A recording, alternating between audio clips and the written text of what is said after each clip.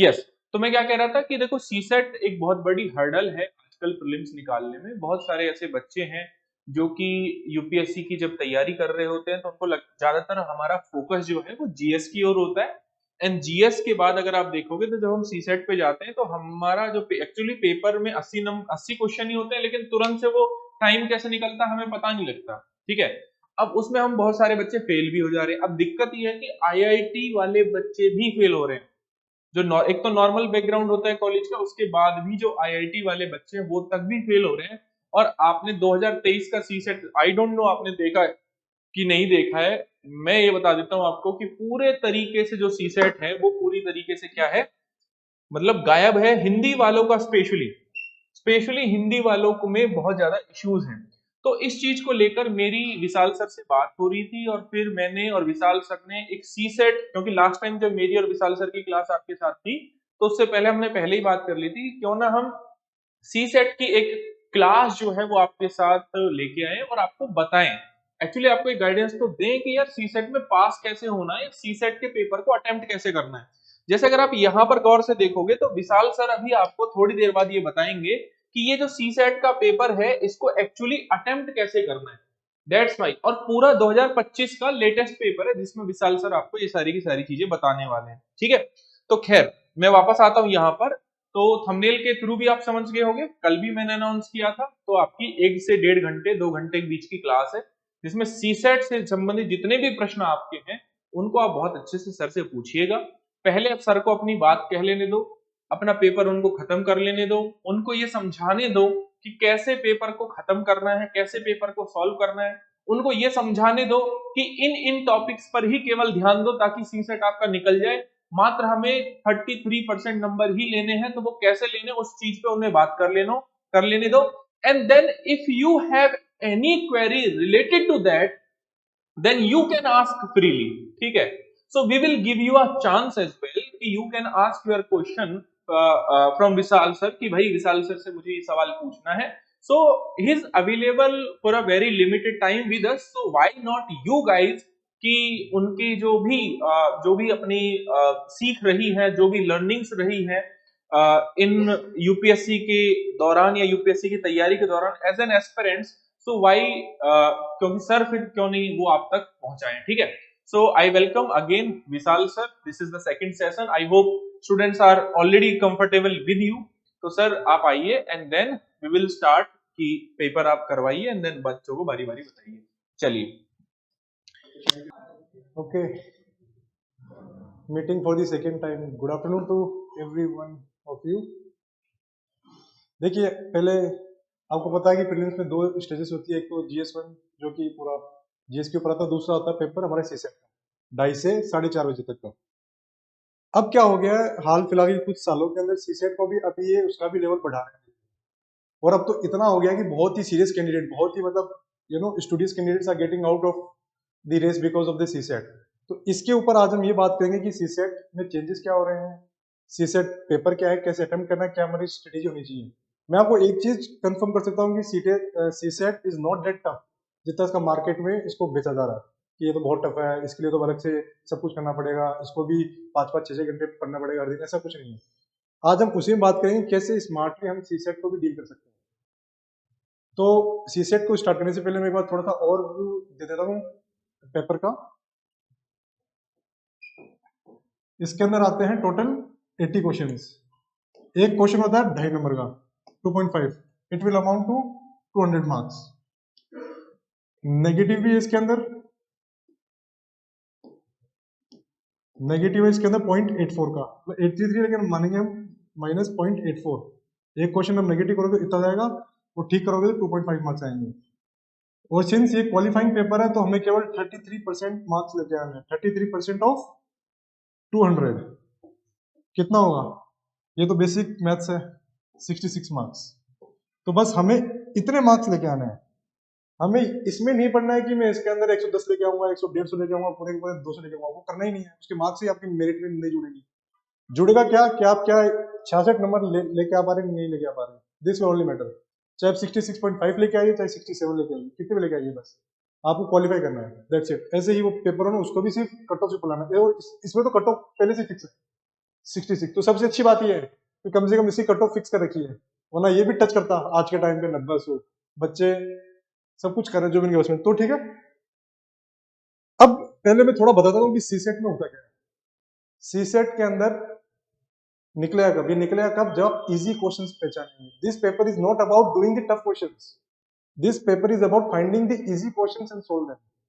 हमारा फोकस उसी पे होना चाहिए कि बस मेरे पास 2 घंटे है, 2 घंटे के अंदर मैं सिंपल सिंपल क्वेश्चंस पकड़ूंगा, उनको सोल्व करूंगा और क्वालिफाई करूंगा। इसको ईगो पे नहीं लेना है कि ये टॉपिक में पढ़ के आया था पूरा, इसका तो मैं क्वेश्चन ठीक करके रहूंगा। ईगो पे एक भी चीज को नहीं लेना है कि मैं तो बैकग्राउंड ही मेरा इंजीनियरिंग है, मेरा तो ऑप्शन ही मैथ्स है, तो मैं तो मैथ्स से सारी करूंगा और किसी वाले पे मैथ्स की मेरी सी होनी चाहिए। ईगो पे कोई चीज नहीं लेनी है, हमारा काम है सिर्फ इसी क्वेश्चन पकड़ना, उनको सोल्व करना। I am repeating this again कि इसके अंदर हमारा एक ही काम है, सिंपल क्वेश्चन को ढूंढना है, उनको करना है, क्योंकि इसमें से हमें 66 मार्क्स लेके आना है। तो यही हमारा माइंडसेट होना चाहिए कि बस मुझे ये पेपर क्वालिफाई करना है। मुझे इसमें ये नहीं कि इसके मुझे पीएचडी करनी है कि मुझे 100 नंबर से ज्यादा आने चाहिए, 150 नंबर तो आने चाहिए, क्योंकि 150 भी क्वालिफाई वाला होगा, 67 मार्क्स वाला भी क्वालिफाई होगा, ऐसे नहीं कि उसकी ज्यादा रैंक आएगी, कहीं नहीं होगा। This are not counted in merit. तो अब जो ये पेपर है इसके अंदर 3 पार्ट्स आते हैं, if you know. CSAT के अंदर 3 तरह के क्वेश्चंस आते हैं। पहला आएगा रीडिंग कॉम्प्रिहेंशंस, जिसको अपन आरसीबी बोल देते हैं। दूसरा आएगा रीजनिंग, और तीसरा है मैथ्स। और मैथ्स ही बोल दो या फिर क्वांट बोल दो, दोनों ही की सेम बात है। अब होता क्या है, मेजोरिटी बच्चों को इसी में दिक्कत है, सिर्फ इसी के कारण वो मानते कि पूरा का पूरा सी सेट केवल मैथ्स है। और जैसे ही मैथ्स आते हैं आधों के तो वैसे हाथ पाव फूल जाते हैं कि अब ये तो मेरे बस का ही नहीं है।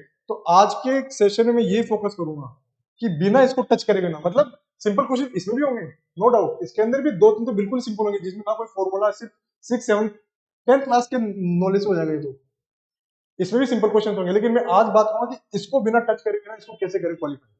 इसके अंदर कुछ नहीं, आपके कोई भी 2 सेक्शन स्ट्रॉन्ग होने चाहिए, या तो ये स्ट्रॉन्ग कर लो या ये स्ट्रॉन्ग कर लो दोनों, या ये दोनों स्ट्रॉन्ग कर लो, ये 3 ही कॉम्बिनेशन बनेंगे।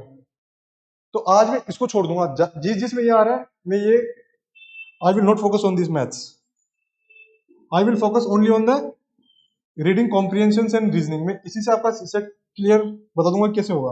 और इसके लिए बहुत सिंपल चीजें हैं, आज मैं इस पे फोकस करूंगा। इसके अंदर आज मैं आपको ये बता के जाऊंगा कि इतने आई कैन गारंटी कि आपको कॉन्फिडेंस आ जाएगा कि रीडिंग कॉम्प्रिहेंशन में आपकी स्ट्राइक रेट 80% के अराउंड होगी। अब सिंस ये 3 क्वेश्चन है, टोटल 80 क्वेश्चन आते हैं, तो लगभग हर साल 26 से लेके 28 क्वेश्चन एक सेक्शन से आते हैं। 26 से 28 इसके आ जाएंगे, 26 से 28 इसके आ जाएंगे, 26 से 28 इसके आ जाएंगे, 26 से 28 क्वेश्चन आएंगे एक सेक्शन के। तो मतलब रीडिंग कॉम्प्रिहेंशन के अंदर हमें 27 क्वेश्चन से 28 क्वेश्चन देखने को मिलेंगे हर साल लगेंगे। अगर इसके अंदर हमारी एक्यूरेसी हो जाती है 21 क्वेश्चन ठीक करने के, चलो मैं वाला तो 20 क्वेश्चन ठीक करने की, अगर हमारे पास 20 क्वेश्चन करने की ठीक आ जाती है, I am telling you tension हट जाएगी सी सेट की। और सबसे फास्ट सोल्व जो होगा वो यही होगा, सबसे कम टाइम अगर किसी में लगेगा वो इसी में लगेगा। आप जो 20 क्वेश्चन करने पूरे 26, कुछ गलत भी होंगे, अगर सब सही हो जाएंगे तो फिर तो अपन भगवान वाली स्टेटस हो जाएंगे, तो हम भगवान ही बन सकते। गलती होगी, सबसे गलती होगी, जो पेपर सेट कर रहा है उससे भी करवा लो, वो भी गलतियां कर देगा। तो हमें 26 से 26 में सही नहीं कर सकते, हम करेंगे 20 से, 20 के अराउंड सही। अगर ये सही होते तो हमारे कितने मार्क्स होते हैं? 50 मार्क्स। मतलब मेरे 50 मार्क्स तो इसी में आ जाएंगे, और कुछ नेगेटिव मान लेते तो मैं मान लेता हूँ 47 के अराउंड हमारे नेट मार्क्स मिल जाएंगे। मैं नेगेटिव काउंट करके चल रहा हूँ इसका, कि मतलब हमने 6 क्वेश्चन किए तो 6 इंटू 0.84 कितना हुआ, 8, मतलब लगभग 5 नंबर मेरे कम हो जाएंगे। मान लेते हैं 45 के अराउंड मेरे मार्क्स बनेंगे इसके अंदर। अगर ये 45 मार्क्स में लेके आ गया आउट ऑफ 66, मुझे मार्क्स कितने चाहिए? 66। मतलब मुझे अब 21 नंबर और एक्स्ट्रा चाहिए। और कितने घंटे में चाहिए मैं बताता हूँ, ये आप 20 से 26 क्वेश्चन कर लेंगे केवल और केवल अगर मैं बिल्कुल लिबरल अप्रोच में लूँ, बिल्कुल लिबरल आराम से पढ़ रहे हैं कर रहे हैं।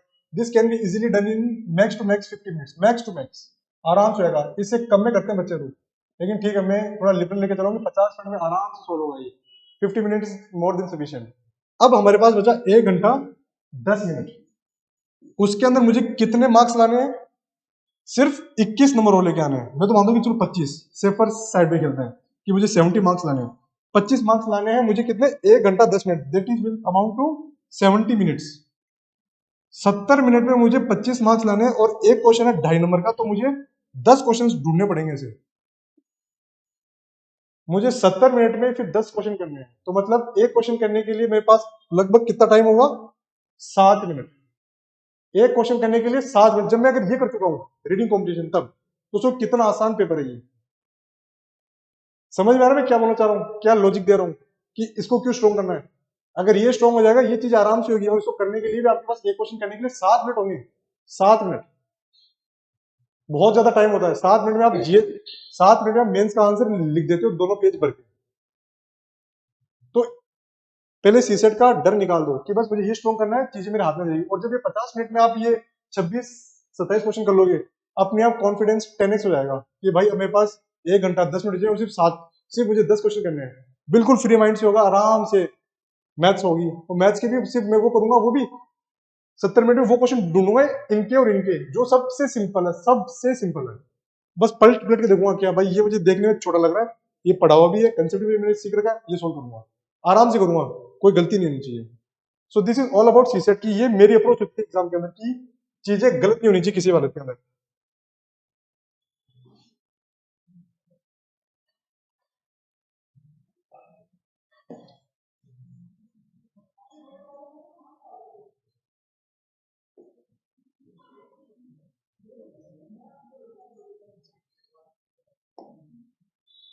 ठीक है। अब मैं बात करूंगा स्पेसिफिकली आरसी की, रीडिंग कॉम्प्रिहेंशन की। इनको कैसे सोल्व करना है पहले मैं बताऊंगा, आपको ढंग से सुनना। जो बताऊंगा उसी को मैं अप्लाई करूंगा 2025 के पेपर के अंदर, देखना कैसे आंसर्स निकलेंगे। बिल्कुल सिंपल, ढंग से सुनना।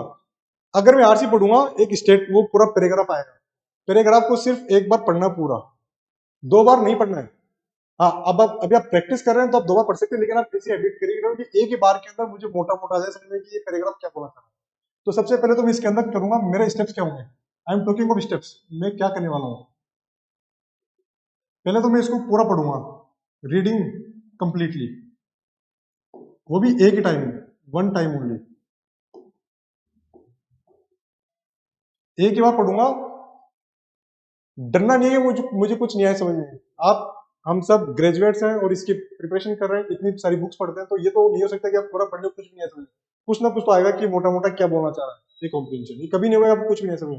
अगर नहीं आ रहा समझ मतलब वो बहुत ही टफ कॉम्प्रिहेंशन है, वो बहुत ही कम आता है, एक या दो ही आता है। वरना सबके अंदर आपको एक फेयर आइडिया मिल जाएगी कि चीजें क्या है और कैसे होने वाली है, कि ये कॉम्प्रिहेंशन इस चीज की बात कर रहा हूँ मोटे स्तर पे। बस वो करेंगे। अब इसके अंदर रूल्स ढंग से सुना, ये रूल्स बता रहा हूँ मैं, हम क्या लगाएंगे। इसको प्रायोरिटी में लगाना, जैसे बता रहा हूँ इसी सीक्वेंस में लगाना। पहला कि हम जो भी एक्सट्रीम स्टेटमेंट्स है,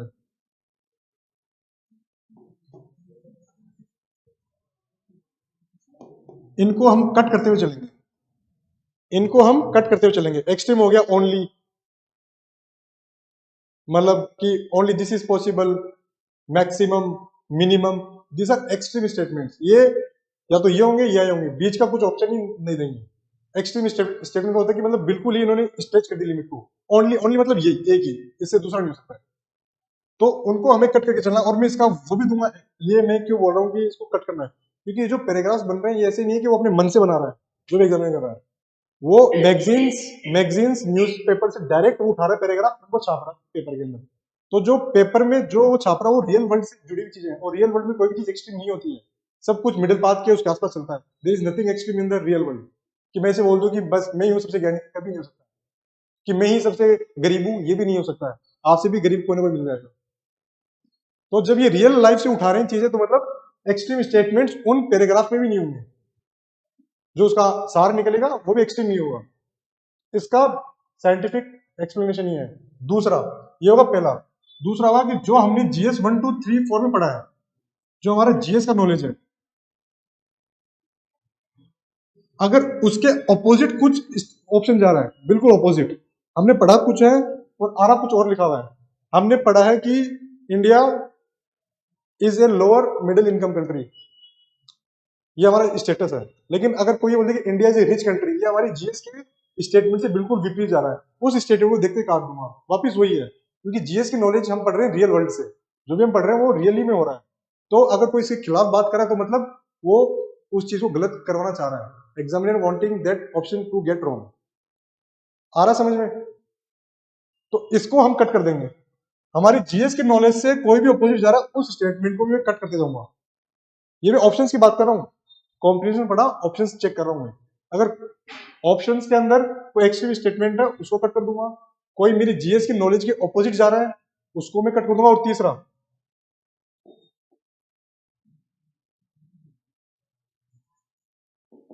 एलिमिनेशन ऑफ ऑप्शंस। अब बोल रहे हो कि सर ये ऊपर भी तो काट ही रहते हैं, तो इसमें ऐसा क्या है? इसमें ये बोलना चाह रहा हूं मैं कि चाहे कितना भी सिंपल कॉम्प्रिहेंशन हो, डायरेक्ट आंसर पे नहीं आएंगे। चाहे कुछ भी हो, मुझे पता भी आंसर यही है, फिर भी नहीं मारूंगा। जो भी, चाहे वो ऑप्शन देख रहा हूँ, चाहे मुझे पता है सिंपल पैराग्राफ है, सिंपल आंसर नहीं, मैं एक बार चारों पढ़ूंगा, तीनों को एलिमिनेट करूंगा, फिर आऊंगा फर्स्ट, चाहे वो मुझे पहले से पता हो, लेकिन एक बार मैं चारों चेक करूंगा और ऑप्शंस काटूंगा ताकि मुझे डबल श्योरिटी हो जाए कि जो मैं सोच रहा हूँ वो सही सोच रहा हूँ, जो मैं आंसर मार रहा हूँ वो सही मार रहा हूँ। क्योंकि कभी नहीं होगा कि आपने एक पढ़ा डायरेक्ट कर दिया, क्या पता उससे भी अच्छा ऑप्शन नीचे लिखा हो और कॉम्प्रिहेंसिव। तो एक बार एलिमिनेशन करते हुए जाएंगे, डायरेक्ट नहीं आएंगे। अब इधर मैं करूंगा, I will not come to any answer directly, ये दिख रहा है ये दिख रहा नहीं, मैं उसको होल्ड पे डालूंगा और पहले तीनों कट करूंगा, फिर मैं बताऊंगा कि हाँ जो मैं सोचा था वो ठीक है। ठीक है, एक तो ये है। और चौथा, एक लास्ट, ये सबसे इंपॉर्टेंट है। जब एग्जामिनर ऑप्शन बना रहा है तो वो उसका, मैं आपको वो बता रहा हूँ पीओवी, कि मतलब वो क्या सोच के बना रहा है। अगर वो ऑप्शन बना रहा है और एक ऑप्शन, दोनों ऑप्शन बिल्कुल ट्रू है, गलत कुछ नहीं है, मान लो ये भी ठीक है ये भी ठीक है, दो ऑप्शन करेक्ट है बिल्कुल, तो उसके अंदर हम उस वाले ऑप्शन के साथ जाएंगे जो ज्यादा कॉम्प्रिहेंसिव है, मतलब जो ज्यादा समावेशी है, उसके अंदर ज्यादा चीजें एक्सप्लेन हो रही है, उसके साथ जाएंगे। अगर मैं ये बोलूं कि मैं आपको दो ऑप्शन देता हूं कि Vishal is preparing for UPSC exam, पहला ऑप्शन ये है। दूसरा है Vishal is preparing for competitive exam, कौन सा कॉम्प्रिहेंसिव है, कौन सा बड़ी घेरा बना रहा कॉम्पिटिटिव एग्जाम वाला? तो मैं इसके साथ, दोनों स्टेटमेंट ट्रू है, गलत कुछ नहीं है, लेकिन मैं जाऊंगा कॉम्पिटिटिव एग्जाम के साथ, क्योंकि ये इसके अंदर सब कुछ कवर कर लेगा। कि मैंने आईबी का एग्जाम भी निकाल रखा है, मैं कुछ और की तैयारी कर रहा हूँ, तो एग्जामिनर चाहता है कि कॉम्प्रिहेंसिव हो, क्योंकि अगर एग्जामिनर ने इसको ठीक करवा दिया कि Vishal is just preparing for UPSC, तो कल को इस पे केस कर सकता है उस ऑप्शन पे कि ऐसा नहीं है ये भी हो रहा है। तो एग्जामिनर चाहता है कि मेरा ऊपर कोई केस ना हो, क्योंकि अगर एग्जामिनर पे किसी क्वेश्चन पे कोई डाउट आ जाता है, कोई चैलेंज आता है, तो उस एग्जामिनर को आगे के टाइम वो ब्लैक लिस्ट में आ सकता है। वो कोई नहीं चाहता कि एक एग्जाम के लिए मैं अपना करियर जो फ्यूचर वो दाव पे लगाऊं, तो मैं चाहूंगा बिल्कुल सेफ ऑप्शन बनाना। समझ आ रहा है? एग्जामिनर चाह रहा है बिल्कुल सेफ ऑप्शंस बनाना, ताकि चैलेंज कम से कम हो, ताकि उसको काम मिलता रहे आगे। ये मैं आपको एक्स्ट्रा ज्ञान दे रहा हूँ ताकि आपको उसका क्यों पता चले, एग्जाम सेट वो ऑप्शन सेट करते हैं। तो मैं उस ऑप्शन के साथ जाऊंगा जो ज्यादा कॉम्प्रिहेंसिव है।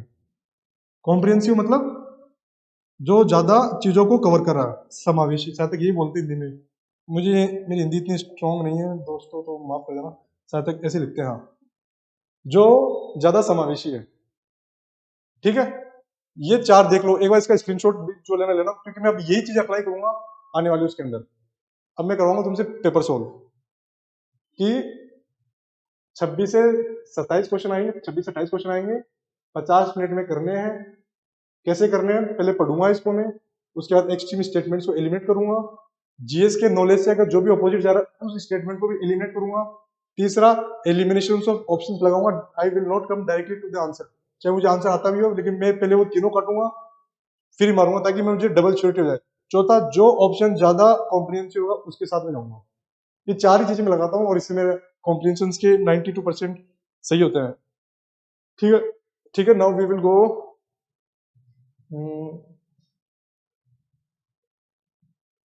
पेपर। गुड।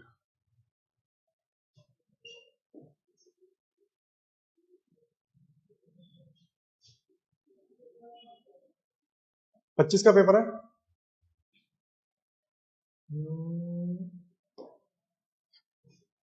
25 का पेपर है, तो जो इस साल आया वही करवा रहा हूँ।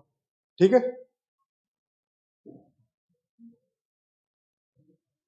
अब जो देखो इंग्लिश, हिंदी मेरी इतनी स्ट्रॉन्ग नहीं है, तो मैं यही पैराग्राफ इंग्लिश में सोल्व करूंगा, लेकिन इंग्लिश में कोई इतनी टफ नहीं है। ये वही, इसको मैं पढ़ूंगा, आपके सामने पढ़ूंगा मैं, ये पैसेज बना है, आप भी मेरे साथ इसको पढ़िए और फिर आप देना कि मैं कैसे अप्रोच करूंगा। Maintaining an ecosystem just to conserve biodiversity will affect its commercial potential as well as livelihood dependent on the ecosystem. ठीक है, इकोसिस्टम बचाएंगे तो हो जाएगा। देयर इज ऑल्सो कॉन्फ्लिक्ट, एक युद्ध चल रहा है किस बीच में, between using the ecosystem only for the livelihoods for commercial exploitation और स्ट्रिक्टली फॉर कंजर्वेशन। क्या बोला जा रहा है कि एक फाइट चल रही है कि हम क्या जो इकोसिस्टम है उसको केवल आजीविका के लिए रखें या फिर जो हमें डेवलपमेंट करना है उसके लिए रखें, वो कमर्शियल एक्सप्लॉयटेशन के लिए करें या फिर चाहे हम कमर्शियल एक्सप्लॉयटेशन के लिए करें या फिर इसको सिर्फ पूरे को हम बचाएं। इसके विषय में यूज चल रहा है, आपने ये भी देखा होगा रियल लाइफ में चल रहा है। Deforestation cause due to commercial exploitation lead to indirect harm like floods, siltation problems, microclimatic instability apart from the adversely affecting livelihood dependent on forest. ठीक है, अगर हम डिफोरेस्टेशन करेंगे तो उससे ये दिक्कत होगी। मुझे दिक्कत याद नहीं है, इसमें ज्यादा दिक्कतें बता दी किसने। This conflicts are particularly acute in developing countries, मतलब जो डेवलपिंग कंट्रीज है उसमें ये दिक्कतें ज्यादा, एक्यूट मतलब ज्यादा, where the dependence of the people on the ecosystem is significant, जहाँ पे ज्यादातर लोग इन्वायरमेंट पे डिपेंड करते हैं। And the commercial exploitation has the potential to push up, ये बोलना चाह रहा है। तो अब देखो मुझे मोटा मोटा क्या बताना है, ये जो बात कर रहा है economic development versus environment conservation, और यही थीम है हर जगह जीएस3 के अंदर, पूरे इन्वायरमेंट में, पूरे यूपीएससी के सिलेबस में ये फाइट चल रही है कि economic development versus environment conservation, ये उसी की बात कर रहा है कि हम इकोसिस्टम को बचाएं या फिर इससे हम अपनी नेशनल इनकम बूस्ट करें, इकोनॉमिक ग्रोथ बूस्ट करें। पता होगा कि फॉरेस्ट से इकोसिस्टम से बहुत सारी मिलती चीजें, मतलब सारे नेचुरल रिसोर्सेज मिल जाते हैं, मिनरल्स मिल जाते हैं, ऑयल्स मिल जाते हैं, बस उसी की बात चल रही है। मैंने इसको एक बार पढ़ा है, मुझे आइडिया मिल गया कि बात चल रही है economic conservation versus economic growth. अब मैं ऑप्शन पढ़ूंगा, अब आएगा काम। इसको थोड़ा ऊपर कर लेता हूँ ताकि आपको साफ दिखे।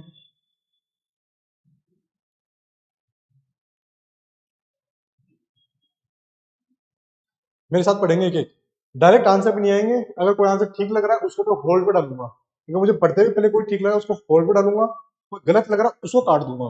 ठीक है, conservation of biodiversity is not an issue to be worried about. ये क्या बोला, about when some people depend on ecosystem for that. ये बोला conservation of biodiversity is not an issue to be worried about. ये हमारी real life से खिलाफ जा रहा है, हमारी जीएस का जो नॉलेज है उसे खिलाफ जा रहा है। अगर ये इशू नहीं होता वरी करने का, तो हम तो सरकार ने इतनी सारी स्कीम्स इन्वायरमेंट की क्यों चला रखी है, हम कितनी सारी पढ़ते स्कीम्स कि हम ऐसे बचाएंगे, हमें नेशनल ग्रीन एक्शन प्लान लेके आ गए, वो लेके आ गए, प्लान दिखा। तो ये स्टेटमेंट मेरे जीएस के ही खिलाफ जा रहा है कि conservation of the biodiversity is not an issue to be worried. आ रहा है समझ में? ये जीएस की नॉलेज से ही ऑप्शन गलत है, इसको मैं काट दूंगा। सेकंड करता हूं, commercial exploitation of forest goes against the fundamental rights of the people dependent on the forest for food and shelter. पढ़ने में ठीक लग रहा है, कुछ गलत नहीं लग रहा, लेकिन क्या ये फंडामेंटल राइट है क्या? हमारे जो फंडामेंटल राइट्स है पार्ट 3 के अंदर कॉन्स्टिट्यूशन, उसमें कहीं भी लिखा हुआ है कि ये फंडामेंटल राइट है forest for food and shelter? कहीं नहीं लिखा हुआ, उसके खिलाफ जा रहा। और दूसरा, हाँ, और हाँ एक चीज बताना भूल गया मैं आपको, वो बता देता हूँ, एक सेकंड।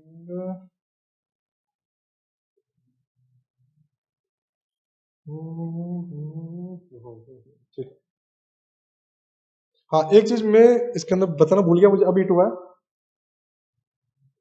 कॉम्प्रिहेंशन के अंदर दो टाइप के कॉम्प्रिहेंशन होंगे, मतलब दो टाइप के क्वेश्चन आएंगे कॉम्प्रिहेंशन के अंदर। एक आएगा आपका समरी, कि इससे आप क्या क्रक्स निकालो, समरी, क्रक्स, जो भी मान लो, लॉजिकल कंक्लूजन, जो भी है, फलाना है, सब एक ही चीज है। दूसरा आएगा अजम्पशन।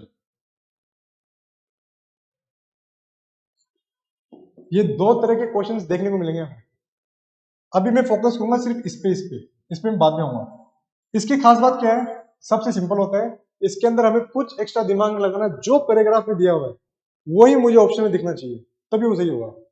कुछ भी मैं एक्स्ट्रा मानूंगा नहीं, जो उस पैराग्राफ से बाहर की चीज है वो मेरे लिए इनवैलिड है, मैं उसको मानूंगा ही नहीं। जो उस पैराग्राफ से मेरा लिखा हुआ है उसी में से मेरा आंसर निकलना चाहिए, that will be only correct. क्योंकि समरी का मतलब वही होता है, समरी। इसीलिए तो दो अलग ऑप्शंस है, इसमें तो मानते हैं कुछ, वो अभी नहीं सिखाऊंगा, अभी इसके बाद तो समरी। समरी में जो लिखा हुआ है उसी से मैं निकालूंगा, कुछ एक्स्ट्रा ज्ञान नहीं लगूंगा अपना। ठीक है, वापिस आते हैं। हाँ, तो ये ऑप्शन तो कट चुका था मेरा, क्योंकि इसमें लिखा है it is not an issue to be worried about, worry है। Commercial exploitation of forest goes against the fundamental rights. देखो फंडामेंटल राइट्स की बात ही नहीं करी गई कहीं पे। मैं क्या था, जो भी ऑप्शंस निकालूंगा आंसर होगा वो इसी में से निकलेगा। इसमें कहीं भी फंडामेंटल राइट नहीं लिखा हुआ, कहीं भी फंडामेंटल राइट नहीं लिखा हुआ है। पहला तो ये। दूसरा, फंडामेंटल राइट हमारी भी कॉन्स्टिट्यूशन में उधर कहीं नहीं लिखा हुआ कि आपका ये कंजर्वेशन बचाना, मतलब इकोसिस्टम बचाना, it is your right, fundamental right, कहीं नहीं लिखा हुआ है। ठीक है, तो इसके आधार पे मैंने ये गलत किया था, ये भी गलत कर दूंगा, क्योंकि ये फंडामेंटल राइट्स की बात करी भी नहीं है, किधर भी नहीं करी हुई इसके अंदर, ठीक है। दूसरा स्टेटमेंट भी कट, मैं एलिमिनेट ही कर रहा हूँ।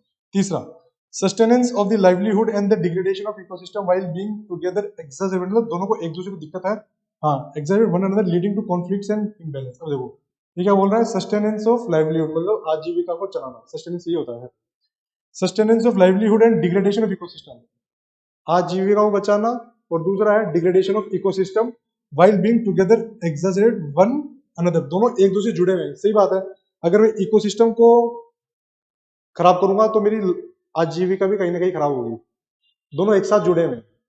और यही तो बात इसमें करी गई थी कि हम इकोसिस्टम को बचाएं या इकोनॉमिक ग्रोथ बूस्ट करें, वो इकोनॉमिक ग्रोथ बूस्ट करें, ये दो ही तो इसका मेन थीम था इस पैसेज का। वही चीज इसमें साफ साफ लिखी है, देखो, why leading to conflicts and imbalance, तो कितनी इसमें ब्रॉड चीज लिखी है, कॉन्फ्लिक्ट्स एंड इम्बैलेंस, ये देखो साफ साफ लिखा हुआ है, ये यहाँ पे लिखा हुआ है, क्या क्या दिक्कतें आएगी, फ्लड्स आ जाएंगे, सिल्टेशन प्रॉब्लम आ जाएगी, लाइवलीहुड हो जाएगा, माइक्रो क्लाइमेटिक इंस्टेबिलिटी हो जाएगा। इन्होंने इसका कॉम्प्रिहेंसिव वर्ड क्या निकाल दिया, इम्बैलेंस इन कॉन्फ्लिक्ट्स, ये मुझे ठीक लग रहा है।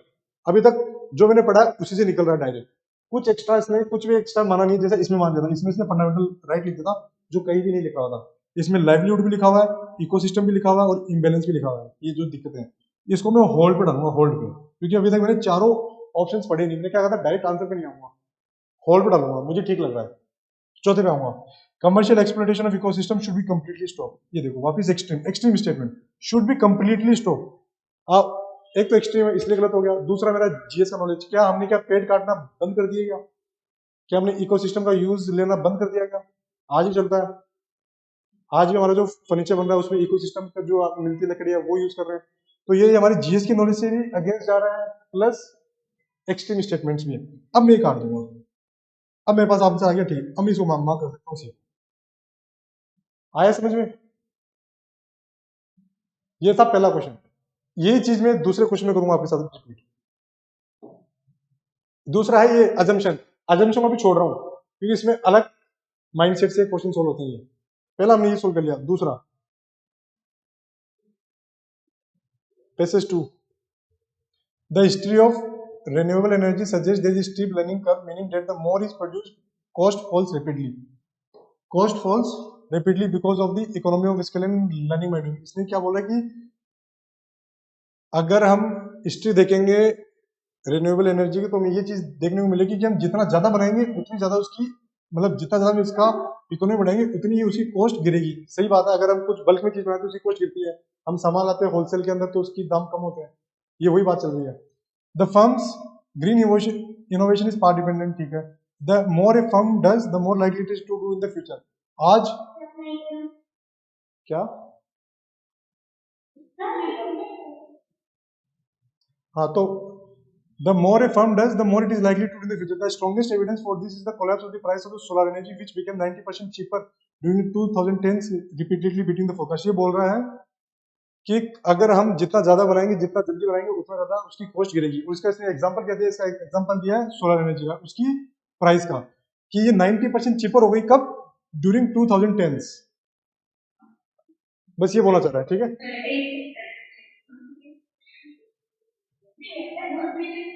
ये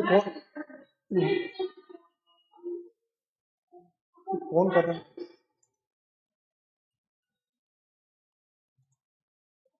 ठीक है, ओके। तो ये बोल रहा है कि हाँ, तो सोलर एनर्जी की प्राइस गिरी 90%। ये बोल रहा है कि जो जितना जल्दी इनोवेट करेगा, जितनी economy scale, economy scale means bulk production, जितनी ज्यादा आपकी इकोनॉमी स्केल होगी उतनी उसकी प्राइसेस गिरेगी। अभी तक यही बात चल रही है, उसका एग्जांपल दे दिया इसने सोलर एनर्जी का। Moving early and gradually gives the economy more time to adjust, allowing them to reap the benefits of part dependent green investment without much distribution. Okay, बोल रहा है, ये क्या बोल रहा है कि जो जितना जल्दी स्टार्ट करेगा उसको उतना जल्दी फायदा होगा। इकोनॉमीज मतलब countries, giving given gives economy मतलब कंट्री की इकोनॉमी को, जो कंट्री जितना जल्दी स्टार्ट करेगा उसको उतना जल्दी फायदा होगा, ये चीज लिखा हुआ है।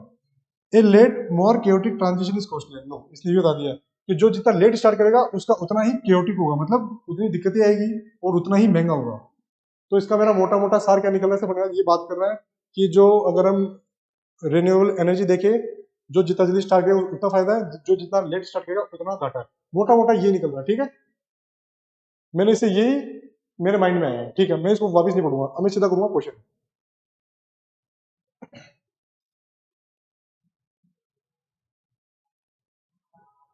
ये इसके ऑप्शंस आ गए, वही पहले हम एलिमिनेट करेंगे जीएस का नॉलेज, एक्सट्रीम स्टेटमेंट्स को एलिमिनेट करते जाएंगे, ठीक है। Economies of scale is essential for transition to green growth. पढ़ने में मुझे गलत नहीं लग रहा है, इकोनॉमी ऑफ स्केल की बात हो रही थी, हाँ, ग्रीन ग्रोथ की तरफ हम ट्रांजिट कर सकते हैं। पढ़ने में भी गलत नहीं लग रहा है, सब कुछ ठीक लग रहा है और उससे भी मैच हो रहा है जो मैं पढ़ के आया हूँ। इसको मैं होल्ड पे डालूंगा, होल्ड पे डाल दिया। सेकंड पढ़ते हैं, modern technological progress is intensely, ये एक्सट्रीम आ गया, लिंक टू पार्ट डिपेंडेंट। कहाँ पे टेक्नोलॉजी की प्रोग्रेस की बात करी गई है, ये तो बता रहा है कि जो जितना जल्दी स्टार्ट किया उसको उतना जल्दी फायदा होगा। किसी भी टेक्नोलॉजी का तो नाम लिया ही नहीं गया है। सोलर एनर्जी एक एनर्जी है, वो टेक्नोलॉजी नहीं है, वो ऊर्जा है। ये बोला कि मॉडर्न, कहीं बात नहीं करी, मैंने पूरा पढ़ लिया, काफी एक टेक्नोलॉजी का नाम है।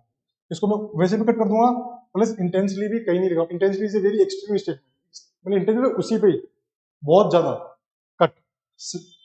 हाँ, C option, countries with large economies are in better position to adopt the green technology. Countries की बात काफी गई है, जो लार्ज इकोनॉमी, उसने तो ये बताया कि जो कंट्री जल्दी जितनी जल्दी स्टार्ट करेगा उसको उतना जल्दी फायदा होगा। जैसे ये थोड़ी बोला कि जो कंट्रीज अमीर है, जिनकी बड़ी इकोनॉमीज है, कहीं बात नहीं करी गई है, कहीं बात नहीं करी गई है उसके अंदर। इसको मैंने काट दिया। और ये जीएस की नॉलेज से भी हो रहा है, आप देखोगे तो, अगर मैं आपको बताऊं कि large economy India is the 5th largest economy, तो हम इसकी कैटेगरी फॉलो करते हैं। लेकिन क्या आज हम बेटर पोजीशन में है क्या ग्रीन टेक्नोलॉजी में? नहीं, आज भी हमारे पास फंड्स की कमी है, आज भी हम वेस्टर्न कंट्रीज के साथ डिपेंडेंट है। इसीलिए तो हम पढ़ते हैं वो कौन सा ग्रीन क्लाइमेट फंड का, पेरिस एग्रीमेंट के तहत वो डिवोल्यूशन होना था। GS3 का नॉलेज है ये, इन्वायरमेंट का, उसी से लिंक कर रहा हूँ। लेकिन ये जीएस के नॉलेज से भी विरुद्ध जा रहा है, और ये कहीं लिखा हुआ भी नहीं, कंट्रीज विद लार्ज इकोनॉमी, उसी से भी कहा था कंट्रीज।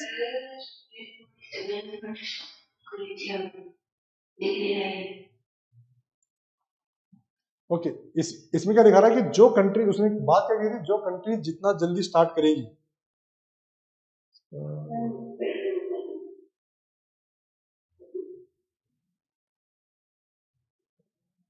अब ठीक है। तो ये मेरा होल्ड में था, ये मेरा कट हो गया क्योंकि टेक्नोलॉजिकल प्रोग्रेस कहीं नहीं लिखा हुआ था। तीसरा, कंट्रीज विद लार्ज इकोनॉमीज, इसकी बात ही नहीं करेगी, उसने कहा था जो कंट्री जल्दी स्टार्ट करेगा, ये भी गलत। तीसरा, timing plays a crucial role in the case of green technology development. ये क्या बोला, टाइमिंग बहुत बड़ा एक फैक्टर है जो किसमें काम करता है, ग्रीन टेक्नोलॉजी डेवलपमेंट। अब देखो, ये भी मुझे ठीक लग रहा है, इसको भी होल्ड पे डालूंगा। अब ये दो ऑप्शंस मेरे होल्ड पे आ गए। अब मुझे बताओ कि कॉम्प्रिहेंसिव कौन सा है, सबसे टू द हिट कौन करा पॉइंट। हमने क्या कहा था, जो जितना जल्दी स्टार्ट करेगा उतना फायदा होगा, जो जितना लेट स्टार्ट करेगा उतना घाटा होगा। ये था उसका मेन क्रक्स। तो टाइमिंग था यहाँ पे, देखोगे तो आप, ये भी ठीक है, ये भी ठीक है, कोई दिक्कत नहीं है, लेकिन ज्यादा क्लोज कौन जा रहा है उसके, ये जा रहा है। तो मैं इसके साथ जाऊं, इसीलिए बोलता हूं कि पहले हम ऑप्शन को एलिमिनेट करेंगे, डी ऑप्शन। क्लियर।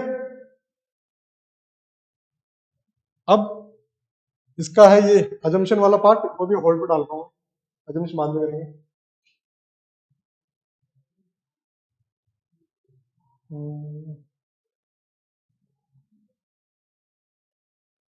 ओके, ये एक और कर लेते हैं। Each state in India faces a distinctive set of challenges regarding the impact of the warming, but also offers its own set of opportunities for reducing emissions depending on its natural resources. ये बोल रहा है कि हर एक state अलग अलग तरीके के चैलेंजेस फेस करता है, हर एक स्टेट अलग अलग तरीके के चैलेंजेस फेस करता है, और उनके पास अलग अलग तरीके की अपॉर्चुनिटीज भी है। चैलेंजेस किससे, वार्मिंग, जो ग्लोबल वार्मिंग हो रही है। देखा, रियल लाइफ में जो चल रहा है उधर से उठाया गया, वही बोल रहा था कि जो भी पैराग्राफ अभी तक पढ़ रहे हैं वो रियल लाइफ से उठाया जा रहा है, सेंस बना रहे हैं। इसीलिए जो आंसर भी होगा वो भी रियल लाइफ से होना चाहिए। इसीलिए मैंने एक्सट्रीम स्टेटमेंट्स को एलिमिनेट करवाया था, क्योंकि एक्सट्रीम स्टेटमेंट्स में रियल लाइफ नहीं चलती। वेरी क्लियर सर, समझ में अच्छे से आ रहा है, बट प्रॉब्लम ये है कि दिखाई नहीं दे रहा, इसीलिए तो मैंने बड़ा कर दिया यार। और कितना बड़ा करूं, ठीक है, मतलब इतने तो दिखाई नहीं हाँ, देता। ठीक है। देखो, ये भी वही बातें कर रहा है, global warming, real life example. तो इसने कहा कि हर एक स्टेट के पास अलग अलग दिक्कतें हैं, अलग अलग अपॉर्चुनिटीज हैं, depending on it's natural resources. क्या उसके पास संसाधन, उसके हिसाब से उसके चैलेंजेस और अपॉर्चुनिटीज है। फॉर एग्जाम्पल, अब एक एग्जाम्पल भी दे रहा हमें सिखा रहा है कैसे। कोस्टल स्टेट्स, जो हमारी तटीय क्षेत्र है, need to take action to protect their shores from the sea level rise. सबसे जो कोस्टल स्टेट है उनका सबसे बड़ी दिक्कत ही क्या है? पानी का स्तर बढ़ना। वही बोल रहा है sea level rise. Districts that are drier need to prepare for variable. Okay, ये बोला कि जो कोस्टल स्टेट्स है उनके पास तो क्या दिक्कत है? पानी का स्तर में बढ़ जाए। लेकिन जो डिस्ट्रिक्ट जो सूखे हैं, जहाँ पे सूखा पड़ता है, उनके उनकी क्या दिक्कत है कि मॉनसून के हिसाब से उनको चलना पड़ता है। वेरिएबल मॉनसून चल रहा है, उतनी उनको दिक्कत होती है। सही बात है। हम देखते हैं जिस साल मॉनसून खराब होता है उस दिन ये नॉर्थ इंडिया वाले रोते हैं कि ढंग से नहीं हुआ मॉनसून। जिस दिन अच्छा हो जाता है उस दिन सब कुछ रहता है। वही बात चल रही है। अब ये हिमालय की बात कर रहा है। हिमालयन रीजन से ओन यूनिक चैलेंजेस। वही हर स्टेट का अलग अलग दिक्कत है। अभी बोला हिमालयन रीजन, हिमालयन स्टेट की बात नहीं कर रहा है, कोस्टल एक स्टेट की बात नहीं कर रहा है, क्षेत्र की बात कर रहा है। ठीक है। Selected parts of the peninsular Indian offshore areas got opportunity for harnessing the wind power. Okay, जो हिमालयन क्षेत्र है और फिर जो हमारे पेनिनसुलर इंडिया है, यहाँ पे सबसे ज्यादा अपॉर्चुनिटी किसकी? विंड पावर की। आपने देखा होगा कभी आप पहाड़ों पे जाओ, वो विंड मिल लगी हुई होती है, क्योंकि वो उनके पास अपॉर्चुनिटी है। वो हाइट पे है तो वहाँ पे हवा तेज चलती है, तो हमारा विंड पावर आराम से जनरेट होता है। वही चीज लिखी हुई है। ये बात करा अपॉर्चुनिटीज की। देखो पहले स्टेटमेंट में लिखा था अपॉर्चुनिटीज एंड खुद के चैलेंजेस। चैलेंजेस इसने दिखा दिए क्या क्या है। अब ये बात करा अपॉर्चुनिटीज की। This various aspects need to be considered for developing clear and sustainable goals for the future. अभी बात कर रहा है कि हमें ये चीजें मद्देनजर रखनी पड़ेगी अगर हमको सस्टेनेबल चीज बना रहे हैं फ्यूचर के लिए। Very clear. तो इससे मुझे मोटा मोटा क्या पता चल रहा है? ये बात कर रहा है कि हर क्षेत्र की अपनी अपनी दिक्कतें हैं, अपनी अपनी प्रॉब्लम्स है, अपनी अपनी अपॉर्चुनिटीज है और अपने अपने चैलेंजेस है। कुछ एग्जांपल दे दी, बस बात खत्म। इसलिए आता है कि इन सबको ध्यान में रखना पड़ेगा अगर हमें कोई सस्टेनेबल फ्यूचर चाहिए। दैट्स इट, मोटा मोटा यही है। अब मैं आऊंगा ऑप्शंस के ऊपर।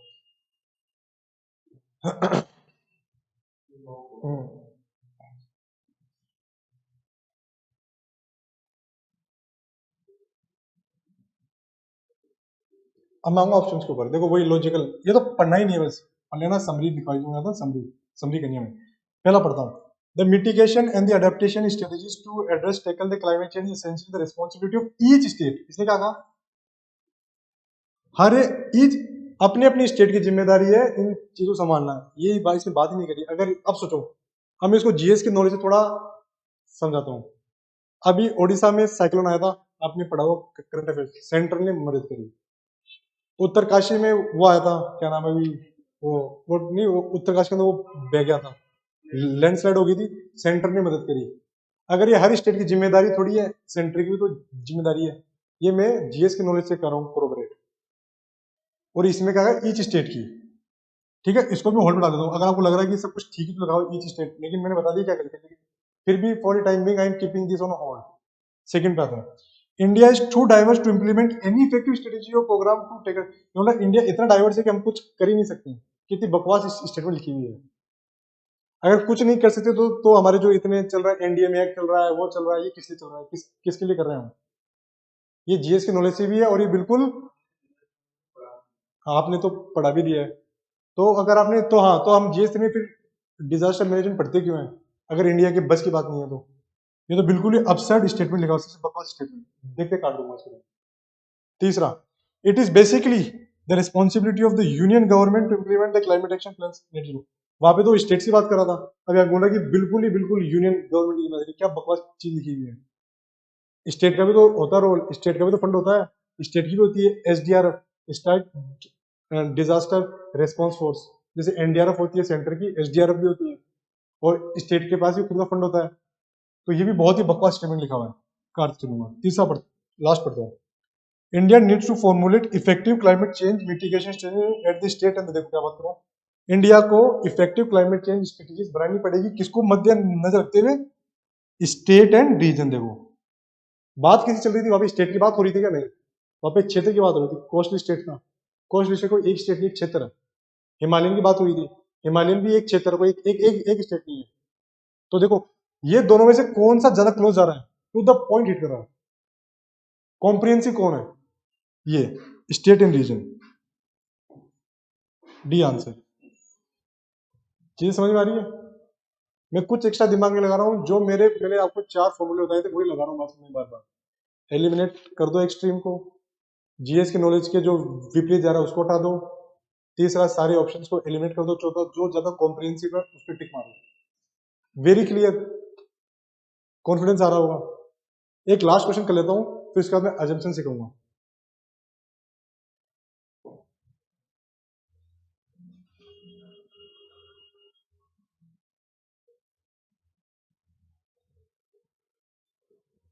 assumptions, ओके,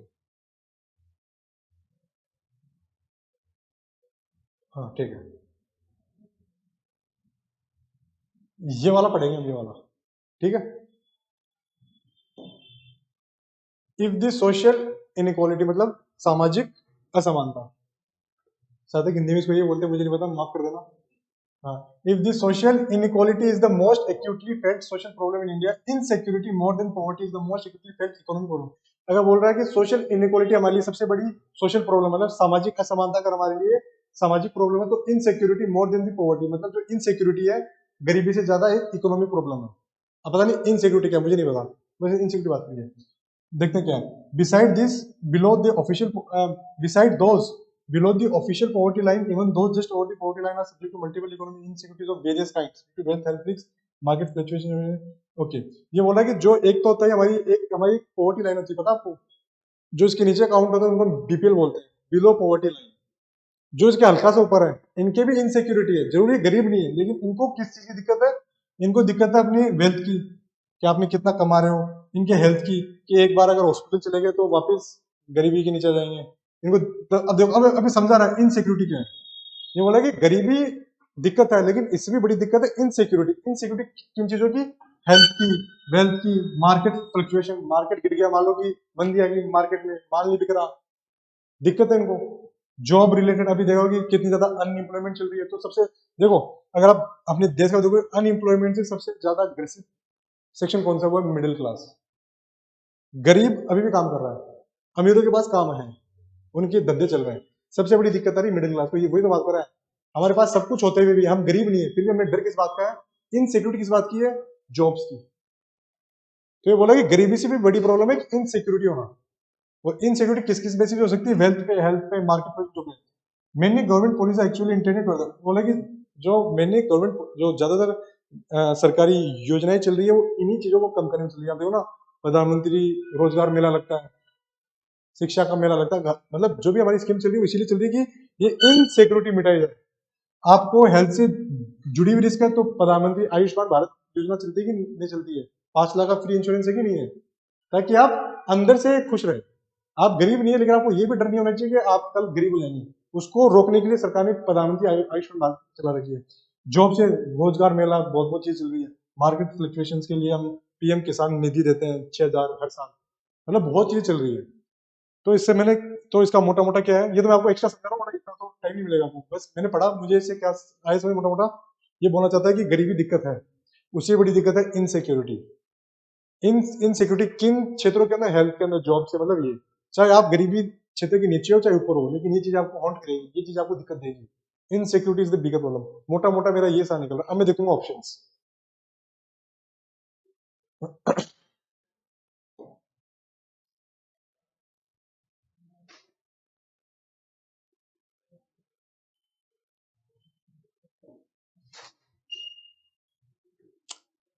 आ जाते हैं अपन ऑप्शंस के ऊपर, वही क्रिटिकल में से summary, everything is the same. India's political executive needs political executive should be aware of the poverty and the social inequality and the consequent sense of insecurity the main social। बिल्कुल सही बात लिखी, लेकिन कहीं भी इसने ये लिखा पॉलिटिकल एग्जीक्यूटिव, हमने किधर ही पढ़ा उसके के अंदर पॉलिटिकल एग्जीक्यूटिव बात की, सिर्फ गवर्नमेंट की बात करी। पॉलिटिकल एग्जीक्यूटिव के अंदर सब कुछ आ जाता है। और ये उसका मेन पॉइंट भी नहीं था, उसका मेन करेक्ट क्या था मुझे नहीं पता। वो था ना कि गरीबी भी, सॉरी, कि गरीबी भी उससे बड़ी इनसिक्योरिटी प्रॉब्लम है, लेकिन पॉलिटिकल एग्जीक्यूटिव उसने कई बात नहीं करी फोकस के ऊपर। ये स्टेटमेंट गलत, गलत क्यों है, डायरेक्ट नहीं बैठ रहा हूँ, मतलब जो डायरेक्ट लिंक होगा उसी को मारूंगा। Second statement, in India poverty is the primary reason for the social inequality and insecurity. इसने क्या, मैंने क्या कहा था, पॉवर्टी दिक्कत है, लेकिन इनसिक्योरिटी उससे बड़ी दिक्कत है। लेकिन यही क्या बोला, पॉवर्टी ही कारण है इनसिक्योरिटी का नहीं, पॉवर्टी के कारण से बताया था, हेल्थ हो सकता है, जॉब हो सकता है, सीधा गलत। क्योंकि स्टेटमेंट के जस्ट ऑपोजिट चीज लिखी हुई है, जो मैं पैराग्राफ पढ़ के आया हूँ, उसमें पॉवर्टी को दिक्कत बताएगी, लेकिन इनसिक्योरिटी को बड़ी प्रॉब्लम बताएगी। ये क्या हो रहा है, नहीं पॉवर्टी के कारण ही इनसिक्योरिटी नहीं, इनसिक्योरिटी बहुत कारणों की वजह से हो सकती है। ठीक है, आ रहा समझ में। तीसरा स्टेटमेंट पढ़ते हैं, poverty and social inequality are so intricately link, मतलब दोनों एक दूसरे से इतने गठजोड़ के अंदर है, that they pose an unmanageable crisis for India. कितना एक्सट्रीम स्टेटमेंट लिखा हुआ, अनमैनेजेबल। अनमैनेजेबल मतलब होता है जो मैनेज ही नहीं हो सकता। अगर मैनेज ही नहीं हो सकता तो इंडिया के अंदर ये इतनी सारी स्कीम्स क्यों चला रहे हो। लेकिन मैनेज ही नहीं हो सकता तो। आ रहा समझ में? ये एक्सट्रीम स्टेटमेंट भी है, जीएस की नॉलेज के विरुद्ध भी जा रहा है। अगर कोई चीज अनमैनेजेबल तो हम उसमें अपना टाइम पैसा एनर्जी क्यों खर्च कर रहे हैं? This is all wasteless. लेकिन ऐसा नहीं है, मैनेजेबल है। हमने अपनी पॉवर्टी की रेट्स गिराई है, इनसिक्योरिटी की भी लोगों में कम हुई है, बहुत सारी स्कीम चल रही है। स्ट्रेट अवे रहो, बिना पढ़ा जाएगा डी तो। लेकिन मैं कहा था टिक मारूंगा पढ़ के। इनसिक्योरिटी मोर देन दी पॉवर्टी, ये लो सीधा आ गया। इनसिक्योरिटी मोर देन दी पॉवर्टी। पॉवर्टी दिक्कत है लेकिन इनसिक्योरिटी से बड़ी है। क्या is the main economic issue that the government must address? Government policy देखा, पॉलिसीज की बात हुई थी, पॉलिटिकल एग्जीक्यूटिव की बात नहीं हुई थी। सीधा उठा रहा हूँ उसी से। और किसकी बात हुई थी? इनसिक्योरिटी की मोर देन दी पॉवर्टी। दोनों बातें मैच हो रही है, बिना देखे बिना। Answer D. ठीक है, कॉन्फिडेंस आ रहा है? बस ये चीज है।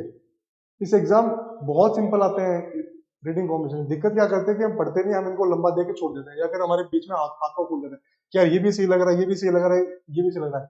लेकिन अगर हम लॉजिकली जाएंगे, चीजें सोल्व होगी। I hope I am very clear to you. मेरा काम है आपको कॉन्फिडेंस देना। पेपर तो आप ही सोल्व करेंगे, मैं नहीं आऊंगा आपकी जगह। लेकिन कॉन्फिडेंस होगा, you can do anything. Cool. एक क्लास टॉक करूं या फिर अगले पे बढ़ू? मैसेज कर दो एक, क्योंकि ऐसे तो। Okay next.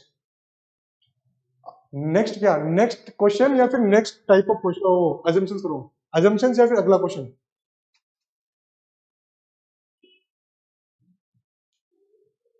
Assumption. Okay next है। कभी डेमोक्रेसी की यही दिक्कत है, दोनों तरफ के आंसर आते हैं, आप क्या करें? अब वो तो नहीं करवा सकते इलेक्शंस। लेकिन लेकिन लोग बोल रहे हैं अजम्पशन, ठीक है। I will go with the majority. Democracy की इज्जत रखूंगा मैं। आई will go for democracy assumption, ठीक है। Cool. Okay, one second. Summary done, कोई दिक्कत नहीं है, जो मैंने बताया था उससे होंगे। अब इसके अंदर दूसरे टाइप के क्वेश्चन आएंगे, अजम्पशंस। अजम्पशन का हिंदी में मतलब क्या होता है? आई थिंक अनुमान। हाँ, अनुमान ही होता होगा, अनुमान। अब हम अनुमान लगाएंगे, जो हमने पढ़ा है उससे अनुमान लगाएंगे, मतलब वो चीजें उसमें लिखी हुई नहीं होगी डायरेक्टली। समरी क्या थी? क्रक्स, उसका रस। तो रस कहां से आएगा? उसी पैसेज से। लेकिन अनुमान है, उसको बेस बनाते हुए मुझे कुछ सोचना है, वो अनुमान होता है। जैसे कि अगर मैं ये बोल रहा हूँ कि Vishal is preparing for the competitive exam, ये आया था उसका, इसका अजम्पशन क्या हो सकता है? क्या पता यूपीएससी की तैयारी कर रहा हूँ, क्या पता एसएससी की तैयारी कर रहा हूँ। This is assumption, this are my अनुमान। क्लियर? अजम्पशन नहीं होता है। अब इसको सोल्व करने का तरीका बताता हूँ आपको, देखो।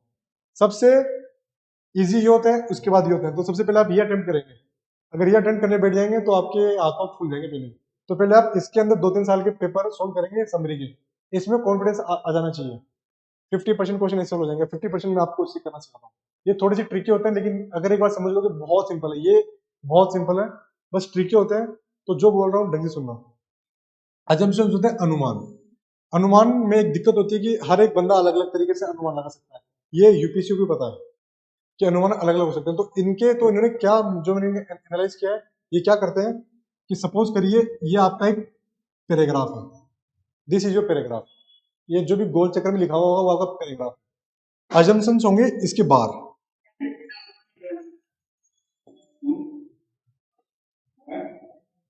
अब दिख रहा है? फिर क्या बोल रहे हैं?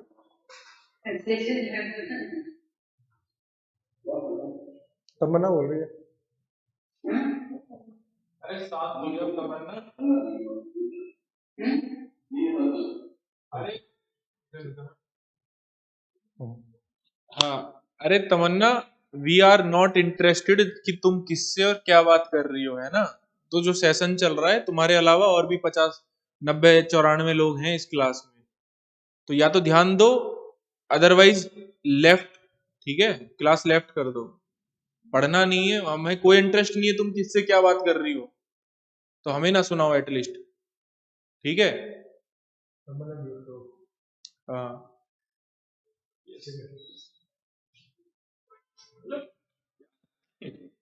इस टाइप से रिजल्ट लेके आओगे? मेरे को तो सर बड़ा क्वेश्चन मार्क है सर इस बात पे। नहीं मतलब डांटना चाहिए ना अगर ऐसा है तो। मतलब ये तरीके हैं क्या आपके? एक बार समझा लिया, 2 बार समझा दिया, 3 बार समझा दिया, and you are preparing for civil service, हर बार ये हो रहा है कि ये तरीका मेरे को समझ नहीं ठीक है, बार बार अचानक हुआ है ना। और हाँ, अब ये सोचो कि अब तुम तैयार, मतलब तुम यूपीएससी की तैयारी कर रहे हो, तो तुम्हें लग रहा है कि तुम वास्तव में ही आगे जाके कुछ बेटर कर पाओगे इस टाइम। भाई और भी लोग बैठे हैं ना यहाँ पे, सब लोग बैठे हुए हैं, तुम अब तमन्ना ने फिर अनम्यूट कर लिया है, मतलब यार सबको म्यूट ही कर दो, सब ऑप्शन कर दो।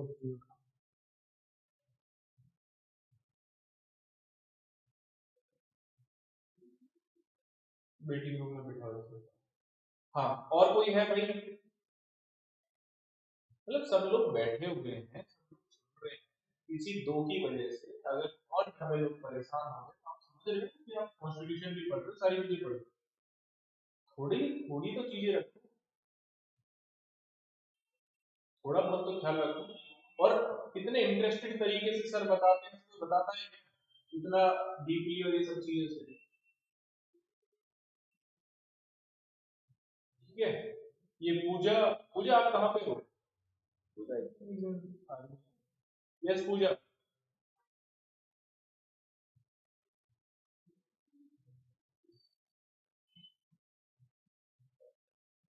हाँ पूजा, अनम्यूट करना।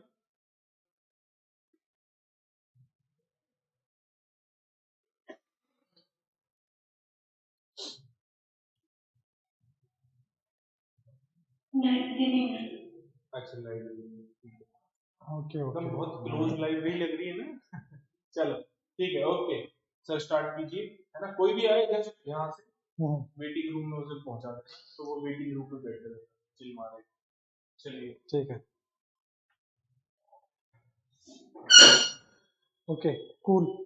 हाँ तो समरी होगी, अजम्पशन हो गया। अब अजम्पशन की खास बात क्या होती है, ये आपका पैराग्राफ होगा, अजम्पशन से बाहर होंगे, डायरेक्ट आपको कुछ नहीं मिलेगा पैराग्राफ से जुड़ा हुआ। लेकिन यूपीसी क्या करेगा, सर ये किधर गया, हाँ ठीक, हाँ ये था आपका पैराग्राफ। लेकिन देखो पैराग्राफ में बहुत चीजें लिखी हुई होगी, मैं मान लेता हूँ ये 3-4 चीजें लिखी हुई है, ठीक है, ये कुछ ना कुछ लिखे हुए होंगे चीजें। अजम्पशंस का बेस हम ढूंढेंगे, बेस इनमें से निकलेगा मुझे।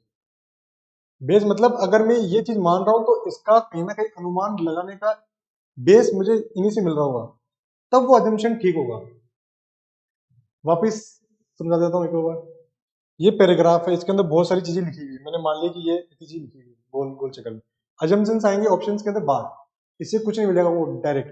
लेकिन जो अजम्पशन मानूंगा उसका बेस मुझे कहीं ना कहीं ढूंढना पड़ेगा इनके अंदर, अगर वो मैच हो गया तो स्टेटमेंट सही होगा। अगर वो अजम्पशन बिल्कुल ऐसे बीच में से मान रहा जो जो कि कोई चीज है भी नहीं, तो वो अजम्पशन गलत होगा, ठीक है। इसके अंदर भी हम वही लगाएंगे, इसके अंदर भी फिर हम इसके ये करने के बाद ये करने के बाद वही एक्सट्रीम स्टेटमेंट्स को मैं एलिमिनेट करूंगा। जब चीजें मेरी रियल वर्ल्ड से आ रही है जो एक्सट्रीम नहीं है, तो अजम्पशन मेरे कभी एक्सट्रीम बन ही नहीं सकता, वेरी लॉजिकल, ठीक है। तो एक्सट्रीम स्टेटमेंट्स को भी मैं इधर एलिमिनेट कर दूंगा, और वही इसके अंदर भी आंसर कैसे लेके आऊंगा, सारे एलिमिनेट करूंगा option, then I will come to the final answer, eliminate the options. और वही वापस लास्ट लास्ट वो कॉम्प्रिहेंसिव जो ज्यादा समावेशी होगा उसके साथ जाऊंगा, ठीक है, वेरी डन। अगर इस अजम्पशन के अंदर एक बात आ रही है और अगर दूसरे अजम्पशन में दो बातें आ रही है, तो मैं दूसरे वाले अजम्पशन के साथ जाऊंगा, ठीक है। वही रूल्स फॉलो होंगे, बस मैंने बता दिया, एक आपको माइंड में दे रहा हूँ कि चीजें कैसे काम करेंगी। कॉम्प्रिहेंशन होगा, अजम्पशन बाहर आएगा, आपको कुछ नहीं मिलेगा डायरेक्ट, लेकिन आपको उसका बेस ढूंढना पड़ेगा, ढूंढना मैं सिखाऊंगा।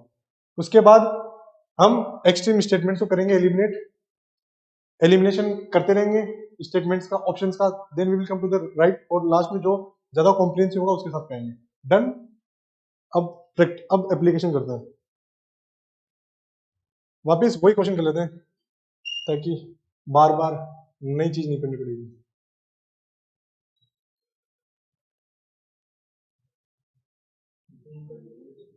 हाँ हाँ, अब तो सीख गया हूँ सर,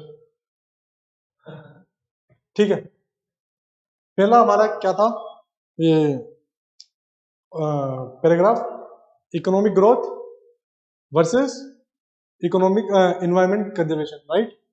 अभी कराया था कि अगर हम ये करेंगे तो ये दिक्कतें आएगी। Very clear. आज हम कर रहा हूं,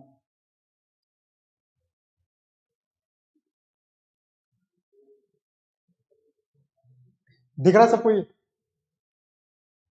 अब देखना, पहला पहला स्टेटमेंट अजम्पशन कर रहा हूं, नो कंट्री, पढ़ते ही आगे एक्सट्रीम, लेकिन पढ़ूंगा जरूर। तो बोल रहे थे कितने भी वो हो जाओ पावरफुल, लेकिन भगवान से तो नीचे होना ही पड़ेगा। पता चल गया आंसर ये, लेकिन फिर भी no country needs to depend on the ecosystem to boost the national income. एक तो एक्सट्रीम है, दूसरा बिल्कुल ही रियल वर्ल्ड के ऑपोजिट जा रहा है। जो भी no country needs to depend, मतलब किसी भी कंट्री को अपने इकोसिस्टम में डिपेंड करने की जो कितनी बकवास है। मालदीव चलता क्यों है? सिर्फ और सिर्फ उसके आइलैंड्स की वजह से। वहां पे लोग जाते हैं छुट्टियां मनाने। भूटान किससे चल रहा है? सिर्फ और सिर्फ उसके इन्वायरमेंट की वजह से। इंडिया के अंदर टूरिज्म का एक सबसे बड़ा अर्निंग सोर्स क्या है? फॉरेस्ट। हम वहां पे सफारी करवाते हैं। तो मतलब ये तो बिल्कुल ही गलत स्टेटमेंट लिखा हुआ है, एक्सट्रीम भी है, जीएस के नॉलेज के विरुद्ध भी जा रहा है। Very true. Second statement, resource rich countries need to share their resources with those of scarce resources. Resource rich मतलब क्या हो गया? जिनके पास ज्यादा संसाधन है। नीड टू शेयर, उनको अपने संसाधन किससे बांटने चाहिए? जिनके पास कमी है, scant, so as to prevent the degradation of ecosystem. क्या बोलना चाह रहा है? जो जिनके पास संसाधन ज्यादा है उनको अपनी चीजें शेयर करनी चाहिए जिनके पास संसाधन कम है, ताकि वो अपने वातावरण नहीं बोलते, इकोसिस्टम को बचा पाए, एनवायरमेंट को बचा पाए। मैं भी इसका बेस भी आपको अभी हम इसका बेस ढूंढेंगे, लेकिन ये क्या मुझे जीएस की नॉलेज से ऑपोजिट लग रहा है? नहीं लग रहा है। होता है ये रियली के अंदर। यूएस, अमेरिका, जर्मनी कितने सारा पैसा डालते हैं इंडिया में, हम ये बनवा रहे हैं, हम ये बनवा रहे हैं, सोलर एनर्जी, विंड एनर्जी। मुझे पढ़ने में भी ठीक लग रहा है और जीएस की नॉलेज से भी ठीक जा रहा है, लेकिन ठीक नहीं मानना है। ठीक कब मारूंगा? तो मुझे इसका बेस मिलेगा। बेस ढूंढते हैं रिसोर्स रिच कंट्रीज का। बात कंट्रीज की चल रही है, समझ रहे हो? बात कंट्रीज की चल रही है। रिसोर्स रिच जिनके पास ज्यादा, जिनके पास कम है, इनका मुझे बेस ढूंढना है। Maintaining ecosystems of biodiversity and livelihood, there is also conflict in the ecosystem for livelihood. Deforestation caused due to commercial exploitation will to indirect harm like floods, precipitation, migration, apart from the deforestation. These conflicts are acutely These conflicts are acutely, particularly acute in developing countries. Developing countries का मतलब क्या होता है? इसका अनुमान क्या होता है? जिनके पास रिसोर्सेज कम है, ये तो होते हैं। हम डेवलपिंग कंट्री क्यों है? क्योंकि हमारे पास उतने संसाधन नहीं है। देखा, असम्पशंस बना रहा हूं मैं, लेकिन बेस लेके आ रहा हूं मैं, सोचने का तरीका बना रहा हूँ। बेस उसी को बोलते हैं जिससे आप सोच रहे हो। तो यहाँ पे मुझे उसने सोचने के लिए एक हिंट दिया, developing countries, the dependence on the ecosystem significant commercial. अब ठीक है, इसने मुझे बताया कि डेवलपिंग कंट्रीज के साथ दिक्कतें ज्यादा है, ये इसने मुझे बेस दे दिया। और इसने क्या बता दिया? उसका एक सोल्यूशन, जो कि रियल लाइफ सोल्यूशन भी है, जो कि एक रियल लाइफ सोल्यूशन भी है। देख रहे हैं हम कि वेस्टर्न कंट्रीज इंडियन क्या सारी थर्ड वर्ल्ड कंट्रीज को देते हैं। हम भी तो भूटान की मदद करते हैं क्योंकि वो हमसे ज्यादा गरीब है, उसके पास हमसे ज्यादा संसाधन कम है। केटिंग अजम्पशन का मैंने बेस ढूंढा, अजम्पशन मेरी जीएस की नॉलेज ठीक जा रहा है, बेस मिल गया है, पढ़ने में ठीक लग रहा है। I will go with this assumption B. ठीक है, नेक्स्ट क्वेश्चन देखते हैं। देखा, उससे सिंपल है, बस इसमें थोड़ा सा आपको सोचना पड़ेगा, अनुमान ठीक लगाना है साथ में।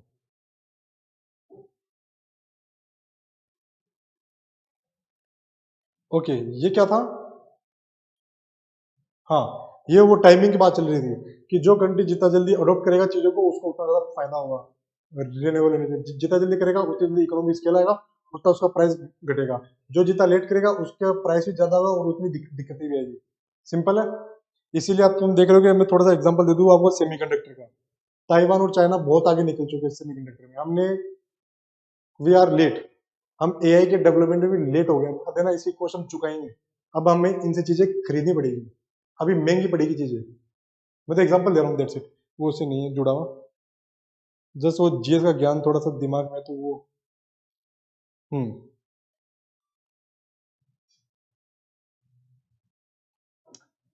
assumptions. Part dependent green investments will eventually most likely benefit growth as well as public finances in a country like India. ठीक है, ये बोला कि अगर मैं पार्ट डिपेंडेंट ग्रीन इन्वेस्टमेंट करूंगा तो मोस्ट लाइकली, ये एक अनुमान है कि बेनिफिट ग्रोथ, हमें ग्रोथ में मदद करेगा as well as public finances in a country like India. ठीक है, मुझे गलत भी नहीं लग रहा, सही भी लग रहा, मैं इसका बेस ढूंढूंगा, पहले पढ़ लेता हूँ दोनों, तो मैं दोनों के बेस ढूंढने में निकलूंगा। If the green technologies follow the same pattern as solar energy they will most likely easy green है। सोलर एनर्जी का बेस था कि नहीं था? पढ़ा था ना हमने, एग्जांपल के थ्रू बताया था कि सोलर एनर्जी की 2010 वाले डेकेड के अंदर प्राइस एकदम से घट गई थी, बेस मिल गया हमें सोलर एनर्जी का। उसने कहा कि अगर हम वही पैटर्न फॉलो करेंगे तो देखो इसमें देखो अनुमान क्या होता है, अनुमान इज एन अजम्पशन, वो कभी आप ऐसे नहीं बोलते होगा ही, हम बोलते हैं ऐसा हो सकता है, अनुमान वही होता है। देखिए इसने क्या मोस्ट लाइकली हो सकता है, ऐसा हो सकता है, ऐसा नहीं बोलेगी this will happen, no it is saying that might happen और that most likely to happen. वो जो लिखा है most likely in green energy transition, ये बोल रहा है कि अगर हम सोलर एनर्जी वाली स्ट्रेटेजी अपनाएं तो हम ग्रीन एनर्जी की तरफ बढ़ सकते हैं। कुछ भी गलत नहीं लग रहा, मुझे बेस ही मिल गया, बेस मिल गया है, अनुमान भी दिख रहा है, कोई एक्सट्रीम स्टेटमेंट नहीं है, इसका तो मैं ठीक मार सकता हूं, ये तो पक्का सही है, वेरी करेक्ट। अब मुझे इसके अंदर बेस्ट ढूंढना पड़ेगा पब्लिक फाइनेंसेस का, और बस हाँ, और कंट्री लाइक इंडिया देखते हैं, उसके लिए मुझे एक बार वापिस वो पढ़ना पड़ेगा। अब यहाँ पे डबल करनी रीडिंग, जब तब करनी डबल रीडिंग, ऐसे नहीं कि पहले आपको पहला क्वेश्चन सोल्व करें मैं 3-4 पढ़ रहे नहीं, वापिस पढ़ते हैं एक बार। क्या पे पब्लिक फाइनेंसेस की बात करी गई है? नहीं करी गई है, मुझे बेस चाहिए। History of readable scale, economic scale की बात करिए, लेकिन ये पब्लिक फाइनेंसेस नहीं है। पब्लिक फाइनेंसेस मतलब क्या होता है? सरकार का पैसा, पब्लिक फाइनेंसेस जनता का पैसा।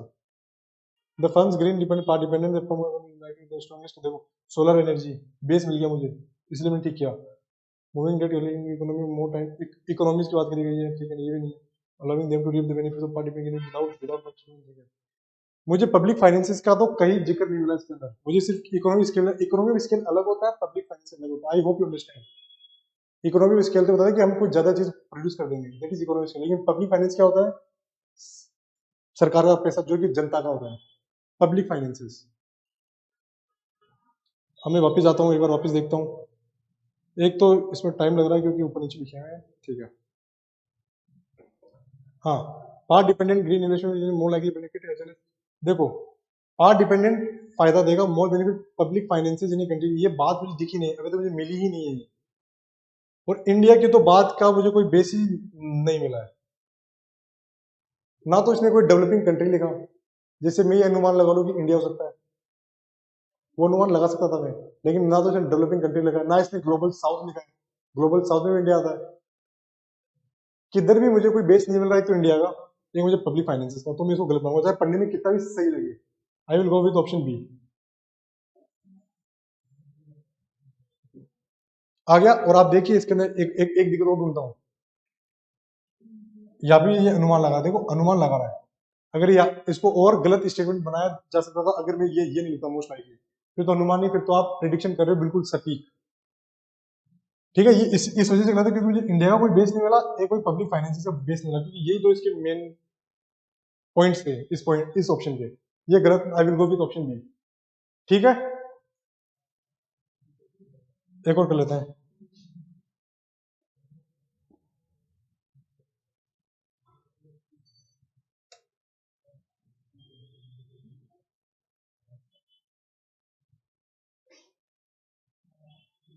ठीक है, वही ईच स्टेट, हर क्षेत्र की अलग प्रॉब्लम है, अलग अपॉर्चुनिटीज है। हिमालयन, एक सेकंड, वन सेकंड।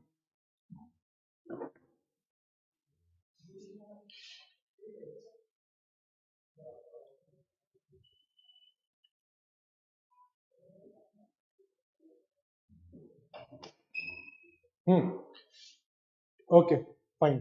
हाँ, तो ये वही था कि हिमालयन की अलग दिक्कत है, कोस्टल स्टेट की अलग दिक्कत है, और भी था ना स्टेट्स कौन कौन से थे, मतलब ये उसकी बात कर रहा था रीजन्स की, कि क्लाइमेट चेंज से क्या क्या दिक्कत हो रही है, ग्लोबल वार्मिंग, ठीक है। अब मैं इसका ऑप्शन करता हूँ, I will solve the option.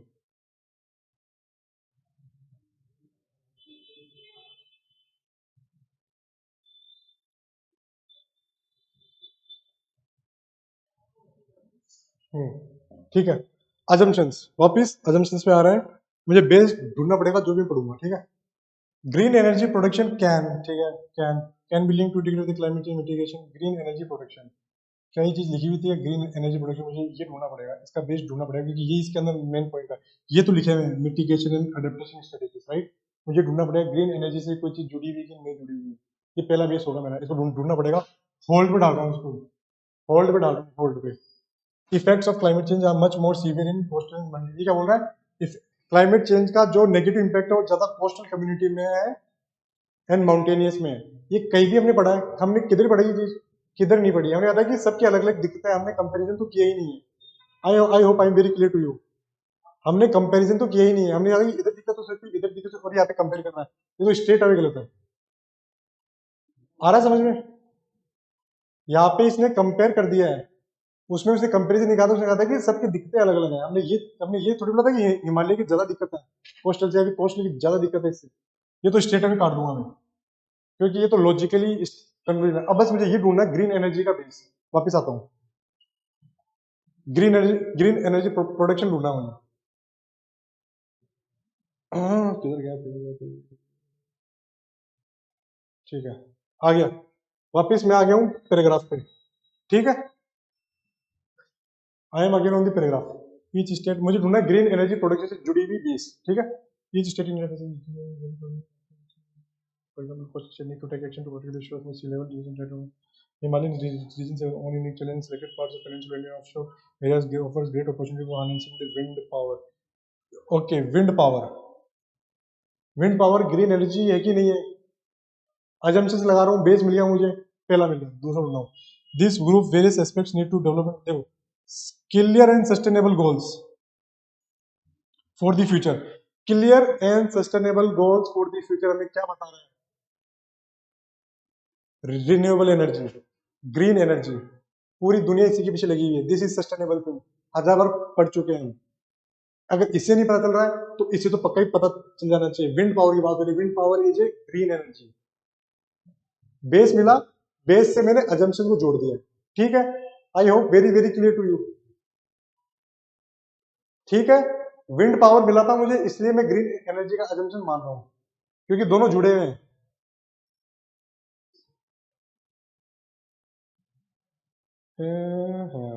ठीक है। Green energy production, wind power, both can be linked, so this statement will be correct. पहला स्टेटमेंट का बेस मिला मुझे विंड पावर, इसलिए मैंने उसे ग्रीन एनर्जी लिंक किया, मेरा ठीक हो गया। दूसरा बिल्कुल ही बकवास स्टेटमेंट लिखा हुआ है, क्यों? क्योंकि वहां पे कंपैरिजन करा, कंपैरिजन पूरे पैराग्राफ में नहीं करा गया, तो आप कैसे अजम्पशन लगा सकते हो? अगर वो ये बोल देता कि दिस इज मोर सीरियस, तब मैं अजम्पशन लगा सकता था, लेकिन इसने तो कंपेयर ही नहीं किया, तो मैं अजम्पशन तो बहुत दूर की बात, और इसने यहाँ पे कंपेयर करवा दिया। आया चीज समझ में? कॉन्फिडेंस आ रहा अजम्पशंस के अंदर? यस सर, ठीक है। कॉन्फिडेंस लेके आना है। My motive is to take this class is to give you confidence about the CSAT. CSAT को तुम्हें डर नहीं लगे, खासकर इंग्लिश के अंदर, क्योंकि मैथ सबको डर लगता है, वो डर में नहीं भगा सकता, क्योंकि उसमें आपको खुद को काम करना पड़ेगा। मैं आपको चीजें पढ़ा सकता हूँ, वो करवा सकता हूँ, लेकिन इंग्लिश के अंदर मैं ये चीजें सिखा रहा हूँ कि इंग्लिश सबको पढ़नी आती है। पढ़ना थोड़ी बुरा किसको लगता है?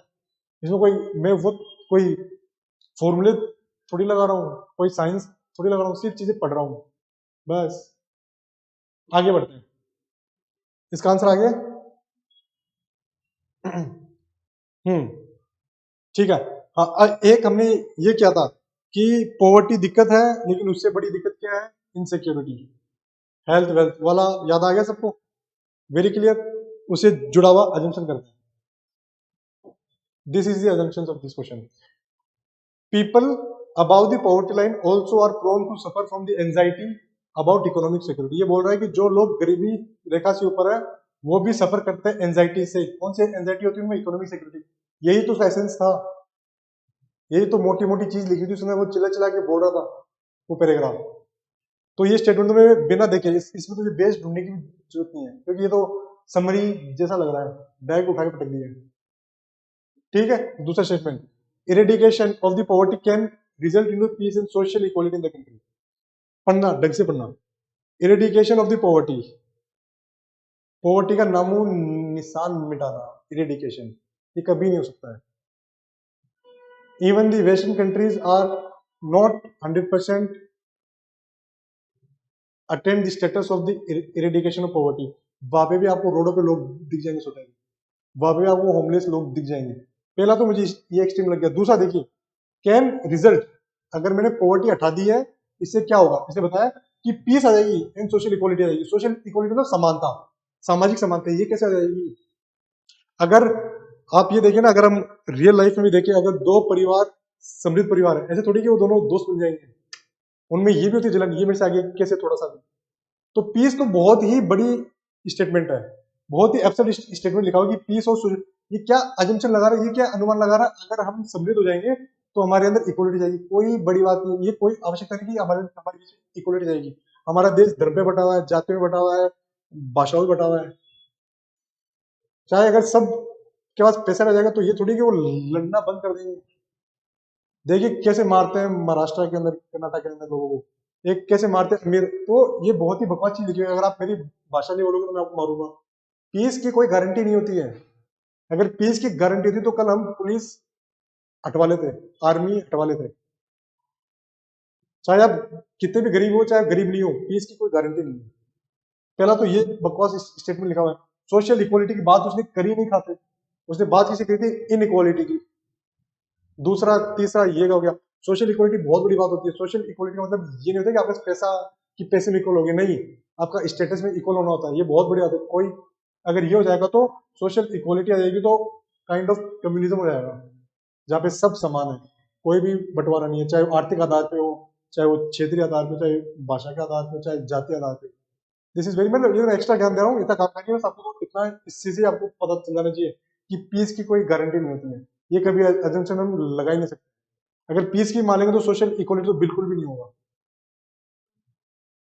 तो आंसर आ गया ये। आ रही चीज समझ में? गुड।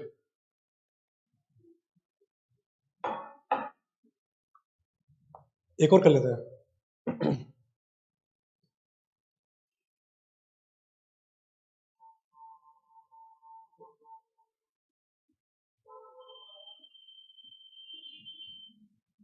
ओ उतना, ओके, उसमें खत्म हो गया। ओके ठीक है, एक करवा देता हूँ आपको मैं।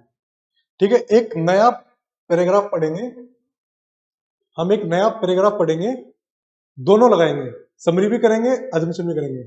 Very cool. अभी तक हमने दो अलग अलग पढ़े थे, अब दोनों को एक साथ ट्राई करके सोल्व करेंगे। पढ़ता हूं, मैं आपके सामने पढ़ूंगा, ठीक है। One of the dismissal realities of the agriculture sector in the independent India is that it never experienced a, क्या, हाँ बोलिए, आपने बोलिए, हाँ। One of the dismissal realities of the agriculture sector in the independent India is that it never experienced a high growth phase, unlike the non-agriculture economy। क्या बोल रहा है? अब सबसे बड़ा दुखदायक चीज क्या है कि जो हमारा कृषि क्षेत्र है उसने कभी उतनी ग्रोथ नहीं देखी जितने और क्षेत्रों में है, चाहे वो सर्विस सेक्टर हो चाहे मैन्युफैक्चरिंग सेक्टर हो। ये तो हम देखते भी हैं, हर साल फार्मर्स मरते हैं, हर साल वो होते हैं दंगे होंगे, अपना स्ट्राइक करते हैं, ठीक है, ठीक लिखी हुई है। देखा, रियल लाइफ से उठाया गया, जो भी देश में चल रहा है उसी से उठाया जाएगा, कोई मन से कोई कुछ नहीं बना रहा है, तो आंसर भी हमेशा रियल लाइफ से आएंगे। The highest decadal growth, compounded annual growth rate or CAGR, the highest decadal growth for agriculture has been just 3.5% in the 1980s। ये बोल रहा है कि 3.5% थी जो सबसे हाईएस्ट थी, वो कब आई थी? हमारे 1980 वाले दशक के अंदर। Also after experiencing a spurt in the decadal growth during 1980s, agriculture growth suffered relative stagnation thereafter। जरूर हम एक बार 1980s के टॉप पे चले गए, फिर हम स्टेगनेंट ही हो गए, या फिर नीचे गए हैं, कभी ऊपर नहीं गए, या तो स्टेगनेंट रहे, जो था वही चला, या फिर हम नीचे गए, ये बात हो रही है। This is in the sharp contrast to the non-agriculture growth which consistently increased from 19। ये बोल रहा है कि ये जस्ट ऑपोजिट है दूसरे नॉन एग्रीकल्चर सेक्टर, चाहे वो सर्विस सेक्टर हो चाहे मैन्युफैक्चरिंग सेक्टर हो, उन्होंने जो ग्रोथ करी है that is just next level. उसके कंपैरिजन में एग्रीकल्चर ने जस्ट ऑपोजिट ही है।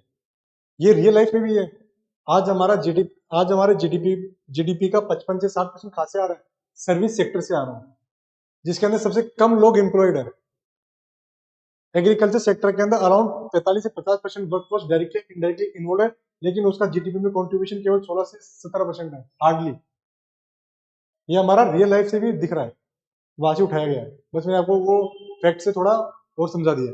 Now we will do first summary. पहले हम समरी करेंगे, फिर अजम्पशन करेंगे। समरी के अंदर जो लिखा हुआ है उसी से आना चाहिए, कोई अनुमान नहीं लगाएंगे। जो लिखा हुआ उसी का निचोड़ आना चाहिए इसके अंदर, तभी वो ऑप्शन ठीक करूंगा। ठीक है, डन।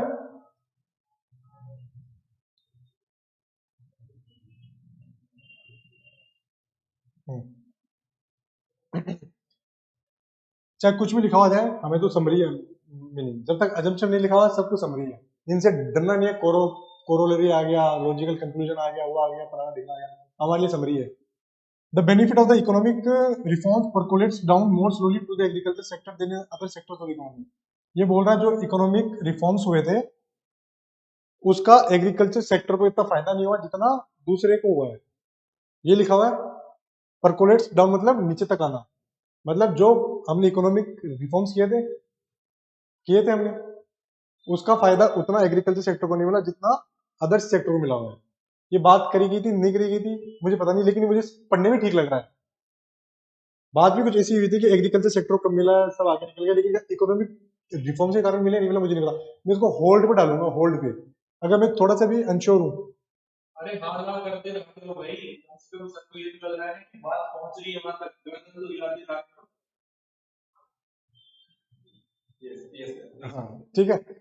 तो मुझे पढ़ने में कुछ गलत नहीं लग रहा, और ये मेरे रियल लाइफ से ठीक हो रहा है कि जब से हमने एलपीजी रिफॉर्म्स लेके आए हैं, the service sector has done very good, manufacturing sector is doing good, but the agriculture sector has leg behind. मुझे ठीक लग रहा है, लेकिन क्या इकोनॉमिक रिफॉर्म्स लिखा हुआ था नहीं लिखा हुआ था मुझे नहीं पता, तो इसको होल्ड पे डाल रहा हूँ। मैं श्योर नहीं हूँ कि ठीक है कि गलत है, लेकिन पढ़ने में ठीक ठीक लग रहा है मुझे।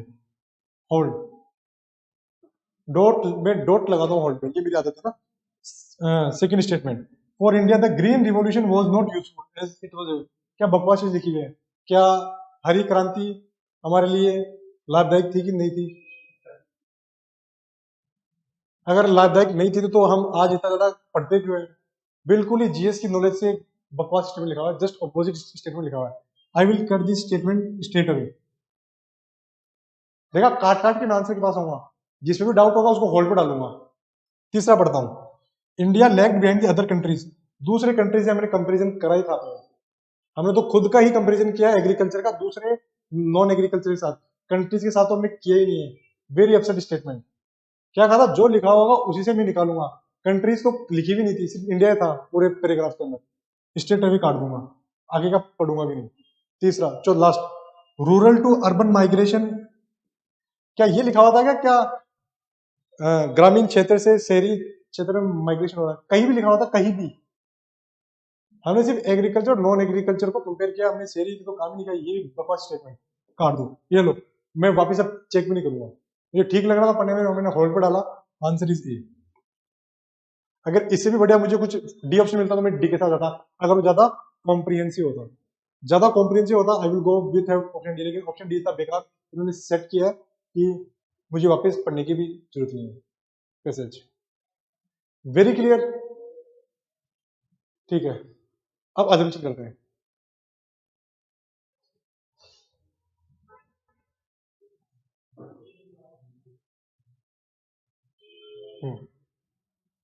अजम्पशंस, क्या कहा था मैंने? अजम्पशन में हम क्या करेंगे? अनुमान लगाएंगे। जो पढ़ेंगे उसका बेस ढूंढेंगे। बेस अनुमान से लिंक होना चाहिए, कैसे तरीके से लॉजिकली लिंक होना चाहिए, तब वो ठीक होगा।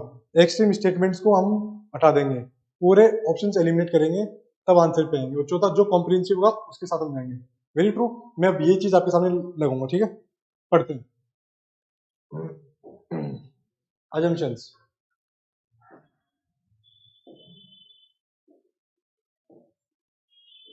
assumptions, the the growing divergence, अब इसने कुछ वो दिया है, पहले कुछ बोलना चाह रहा, देखते क्या बोलना चाह रहा है।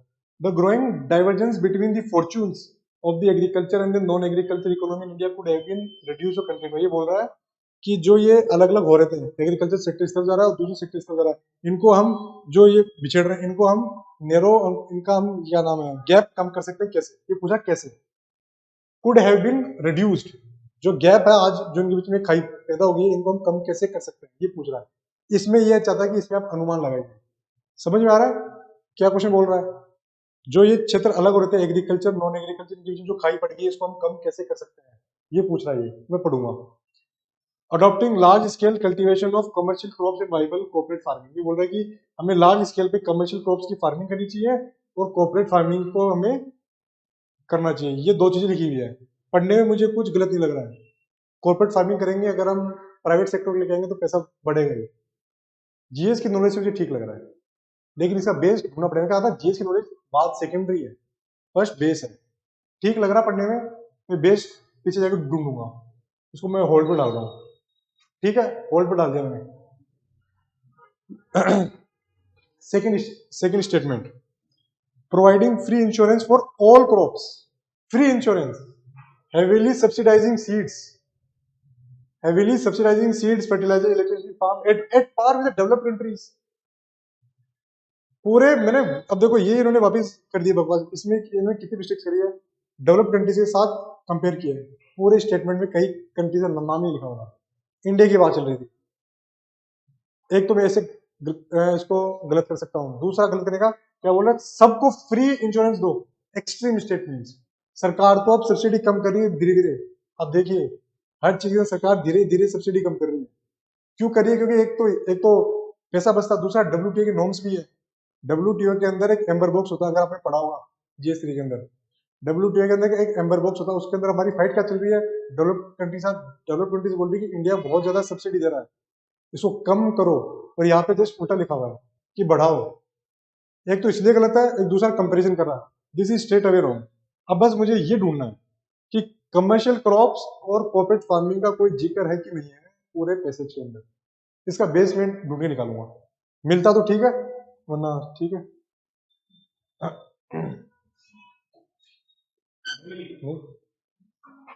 ठीक है, हाँ पढ़ते हैं। मुझे ढूंढना वाइबल कॉर्पोरेट कमर्शियल क्रॉप्स का, कमर्शियल क्रॉप्स।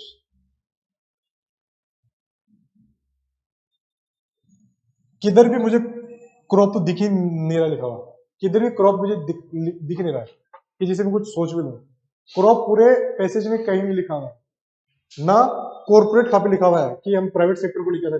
अगर ये इतना भी लिख देता कि it is only because of the government led initiatives, तो मैं सोच सकता था कि ये दिक्कतें गवर्नमेंट की वजह से हो रही है, तो कॉर्पोरेट को लिखाना पड़ेगा। ना तो इसने गवर्नमेंट की बात करी है, ना इसने प्राइवेट की बात करी है, ना इसने कोई बेस छोड़ा है, ना तो क्रॉप्स लिखा है, ना इसने कोई सेक्टर लिखा है कि प्राइवेट पब्लिक, कुछ नहीं लिखा है। This option is straight away wrong. चाहे पढ़ने में कितना भी सही लग रहा हो, इसका बेस मुझे नहीं मिला। Answer will be D. I hope I am very clear to you.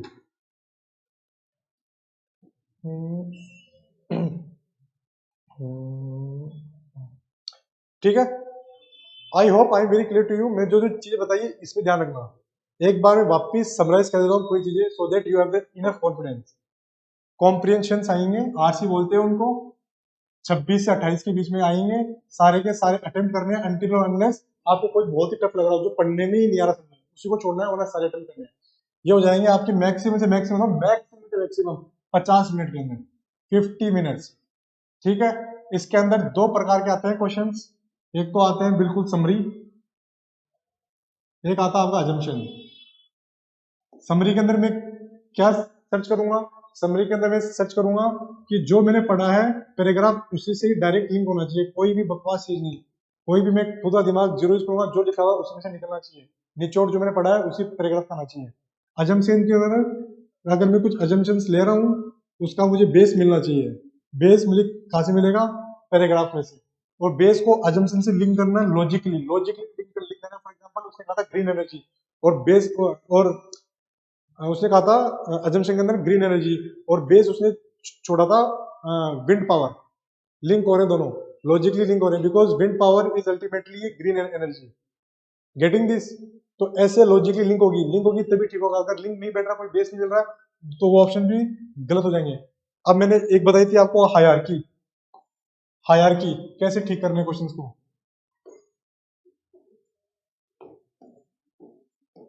पहला, extreme statements would be eliminated, extreme statements को मैं एलिमिनेट कर दूंगा। दूसरा क्या था, जो मेरा जीएस की नॉलेज के विरुद्ध जाएगा, those options that will go against the GS knowledge, उनको भी मैं गलत कर दूंगा। ठीक है, तीसरा, मैं डायरेक्ट आंसर पे नहीं आऊंगा, चाहे मुझे कितना भी सही लग रहा हो। I will not come directly to the answer, I will eliminate the options.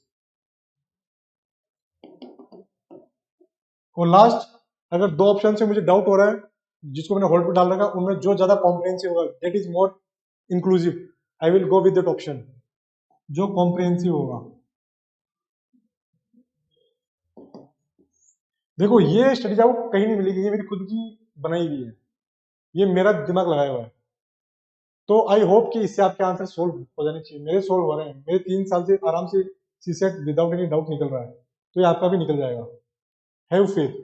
2023 का सबसे टफ आया था पेपर, लेकिन आप उसको करके देखना कॉम्बिनेशन, अगर इनसे सोल्व नहीं तो मेरा नाम चेंज कर देना, आप कर देंगे इसे सोल्व। ठीक है, आई होप कि मैंने आपको इतना कॉन्फिडेंस दे दिया आरसी का कि अब आपको मन कर रहा होगा, कभी किसी ने कहा कि मेरा मन कर रहा है पीवाई को सोल्व करने का, आप करिए। अगर आपको, हाँ, अगर आपके सोल्व हो रहे हैं तो फिर मुझे थैंक यू बोलना मत भूलिएगा, क्योंकि ये मैं एज ए फ्री विली कर रहा हूँ। आई एम जस्ट गिविंग, मेरा ट्रेनिंग होने से पहले जितना मैं हेल्प कर सकता हूँ उतना कर रहा हूँ। तो मुझे थैंक यू बोल देना अगर आपके सोल्व हो रहे हैं, because it will make me feel good कि ठीक है जो मैंने पढ़ा था वो लोगों के काम आ रहा है, बच्चों के काम आ रहा है। Because I also want you to be on the other side of the exam.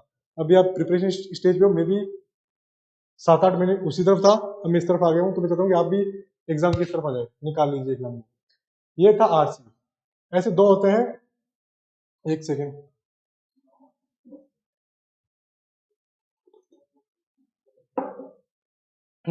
ये था आरसी। मैथ्स आती है और रीजनिंग आती है। मैथ्स में फॉर्मूले लगते हैं जो इजी है, मैं आपको बताऊंगा अभी क्या क्या इजी है। आप रीजनिंग में क्या क्या कर सकते हैं, बहुत वीडियोस यूट्यूब पे, किसी पकड़िए और खत्म कर दीजिए। रीजनिंग को मैं आपको सिंपल बताता हूँ कि रीजनिंग में आप क्या क्या कर सकते हैं। हाँ, मैंने कहा था कि इससे आपके अराउंड 45 मार्क्स बन जाएंगे। अब आपको लाने 25 मार्क्स और मैं 70 टारगेट कर रहा हूँ, मैं 66 तो टारगेट ही नहीं कर रहा। I am targeting the 70 is the qualifying marks. ठीक है, अब मुझे 25 मार्क्स और लाने हैं। कितना टाइम था मेरे पास? 70 मिनट थे। वो था ना कौन सा एक, वो चक दे इंडिया कि तुम्हारे पास 70 मिनट है, तो वैसा कुछ हो गया। तो वैसा कुछ वो बन गया कि आपके पास अब 70 मिनट होंगे, आपको 25 मार्क्स लाने। एक 2.5 नंबर का होता है, तो मतलब आपको 10 क्वेश्चन और सही करने हैं। मतलब एक के लिए आपके पास, एक क्वेश्चन के लिए आपके पास 7 मिनट होंगे। It is very more than enough. अब इसके अंदर आप कौन से क्वेश्चन ढूंढोगे, मैं आपको बता देता हूँ एक बार। वही ढूंढने अपन को एग्जाम के अंदर। पहला तो वो डायरेक्शन क्या था, किसने यहाँ से स्टार्ट किया, नॉर्थ में गया, साउथ में गया, ये होगा। बहुत सिंपल होता है, बहुत बहुत सिंपल होता है। ये ढूंढते ही गलत नहीं होना चाहिए किसी वाले के अंदर। तो डायरेक्शन वाले, एक ब्लड रिलेशंस, खून के रिश्ते, बहुत सिंपल होता है, खुद पे सोचना बहुत आसान होता है। एक बार की वो ट्रिक कर लोगे डेवलप कि मेल को प्लस लिखते हैं, फीमेल को नेगेटिव लिखते हैं, ऐसे कुछ होता है, बनता है। आप उसके यूट्यूब पे खूब वीडियोस आप वो देख सकते हैं। Blood relations are very very simple. ये करिए, ये करिए, और बता रहा हूँ। रिडायरेक्शन एक आता है, सिलोइजन। वो जो वेन डायग्राम बनाते हैं ना, all pens are pencil, some pencils are pens. बहुत सिंपल होते हैं, बहुत बहुत सिंपल होते हैं। ये क्वेश्चन नहीं छूटने चाहिए। उनको बोलते हैं सिलोजिज्म्स हो गए, ब्लड रिलेशंस हो गए। एक क्लॉक देखना, क्लॉक भी आसान होता है। अगर क्लॉक के अंदर सिर्फ ये पूछ रहा है कि ना इसका मिरर इमेज कर लेंगे, तो हाँ ये बताता हूँ, इससे बड़ी चीज, इससे बड़ी चीज ये है। क्लॉक से भी बढ़िया चीज है मिरर इमेज। मिरर इमेज या फिर वाटर इमेज बहुत सिंपल होती है। बस एक बार आपको मिरर इमेज के अंदर चीजें ऐसे करनी होती है, वाटर के अंदर ऊपर से नीचे करनी होती है, आंसर आ जाएगा। 1 सेकंड का आंसर आएगा, 1 सेकंड के अंदर आएगा। एक होता है कैलेंडर। सिर्फ एक बार चीजें समझ लेना, बहुत सिंपल क्वेश्चन होता है, टफ बनते छोड़ना है। अब देखो ये चीज सिंपल है, लेकिन देखो कोई भी चीज सिंपल नहीं होती। अगर मैं चाहूँ तो किसी भी सिंपल चीज को टफ बना सकता हूँ, कितना भी टफ बना सकता हूँ। लेकिन अगर ये नॉर्मली सिंपल है, इनको अटेम्प्ट करिए। अगर इनमें से भी कोई टफ लग रहा है, उसको छोड़ना है।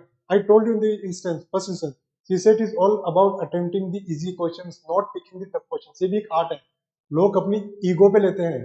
ईगो पे जैसे ही लोगे, चीजें नीचे जाना स्टार्ट कर देगी। ईगो पे नहीं लेना। ये मैंने पहले भी कहा था फर्स्ट क्लास में, that we don't have to be egoistic while preparing for this examination. तो ईगो पे नहीं लेनी कोई भी चीज की मैं तो ये डायरेक्शन वाला इतने घंटे लगाए देते हैं, अगर टफ आ गया छोड़ दो, टफ आ गया छोड़ दो। सिर्फ 66 मार्क्स लाने हैं।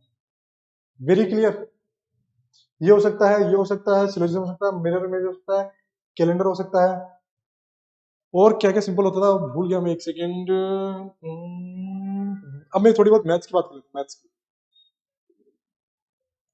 देखो अब मैं सबसे टफ चीज बात कर रहा हूँ, मैथ्स। मुझे पता है सबको इसी से डर लगता है, मैथ्स से। लेकिन इसके अंदर भी ऐसा नहीं है कि हर चीज टफ आती है, बहुत सिंपल आती है। हाँ, नहीं, नंबर सिस्टम कार्तिक थोड़ा बड़ा चैप्टर है, तो बच्चे से डर सकते हैं, क्योंकि number system is very vast. So I am not touching the number system. जिसको अच्छा लगता है वो करिए। मैं तो आपको वो बता रहा हूँ कि जिसे आप निकाल सकते हैं इस पेपर को। मैं सिर्फ सिंपल चीजें बता रहा हूँ। आरसी मैंने आपका सिंपल करवा दिया है, आप खुद अटेम्प्ट करिए, आपको और आएगा कॉन्फिडेंस। अभी मैथ्स है, मैथ्स के अंदर आप क्या क्या कर सकते हैं। मैथ्स के अंदर एक आता है वो टाइम एंड डिस्टेंस। बहुत सिंपल क्वेश्चन बनते हैं, बहुत सिंपल क्वेश्चन बनते हैं। एक बार आप ट्राई करिएगा। इनिशियली टफ लगेगा, एक फॉर्मूला था उसमें सेट कर दीजिए। और मैं तो बिना फॉर्मूले ही करता हूँ, अगर आप नॉर्मली पढ़ेंगे लॉजिकली आप कर पाएंगे। Time and distance. और क्या होता है मैथ्स में सिंपल? हाँ, मैथ्स में कभी कभी डायरेक्ट ये पूछ लेते हैं परसेंटेज की, कि किसी ने इतने की सामान लिया, इतने बेचा, तो कितना फायदा हुआ। This is all percentage, very very simple. Ratio, नहीं नहीं, क्वेश्चन ये देखो, होता क्या मैथ्स में, जो चीजें हमें सिंपल लगती है ऐसा नहीं कि वो सबको सिंपल लगेगी। तो मैं वो चीजें बता रहा हूँ जो सबसे सिंपल है। टाइम एंड डिस्टेंस, परसेंटेज, बहुत चीजें।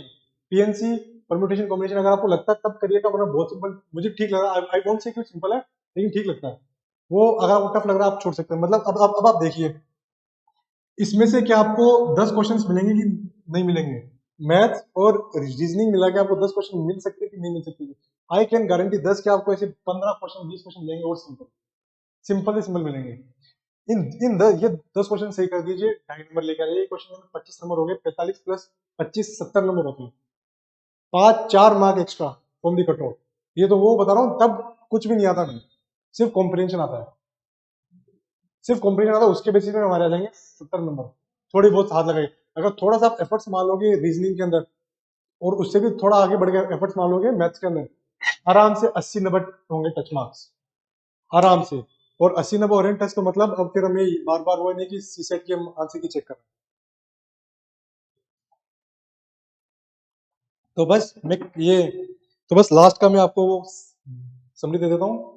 पहले उठाना है हमें रीजनिंग कॉम्प्रिहेंशन, उसके बाद उठाना है अरे रीडिंग कॉम्प्रिहेंशन, उसके बाद उठाना है हमें रीजनिंग, उसके बाद उठानी मैथ्स। इन दोनों में आप चेंज कर सकते हो, जो भी आपको लगता हो करिए, लेकिन पहले वो चीज करिए जो सबसे ज्यादा सोल्व हो सकती है बहुत कम समय में, दैट इज रीजनिंग। अब बस आप मुझे प्रॉमिस कर दीजिए कि ये मेरा आपको 25 वाला करें, 25 का पूरा करेंगे पेपर, प्लस 23 24 का कर लीजिए। 3 साल के कॉम्प्रिहेंशन पे आप खुद लगा लीजिए। अगर आपके 27 में से 20 क्वेश्चन ठीक हो रहे हैं, that means you have got the concept.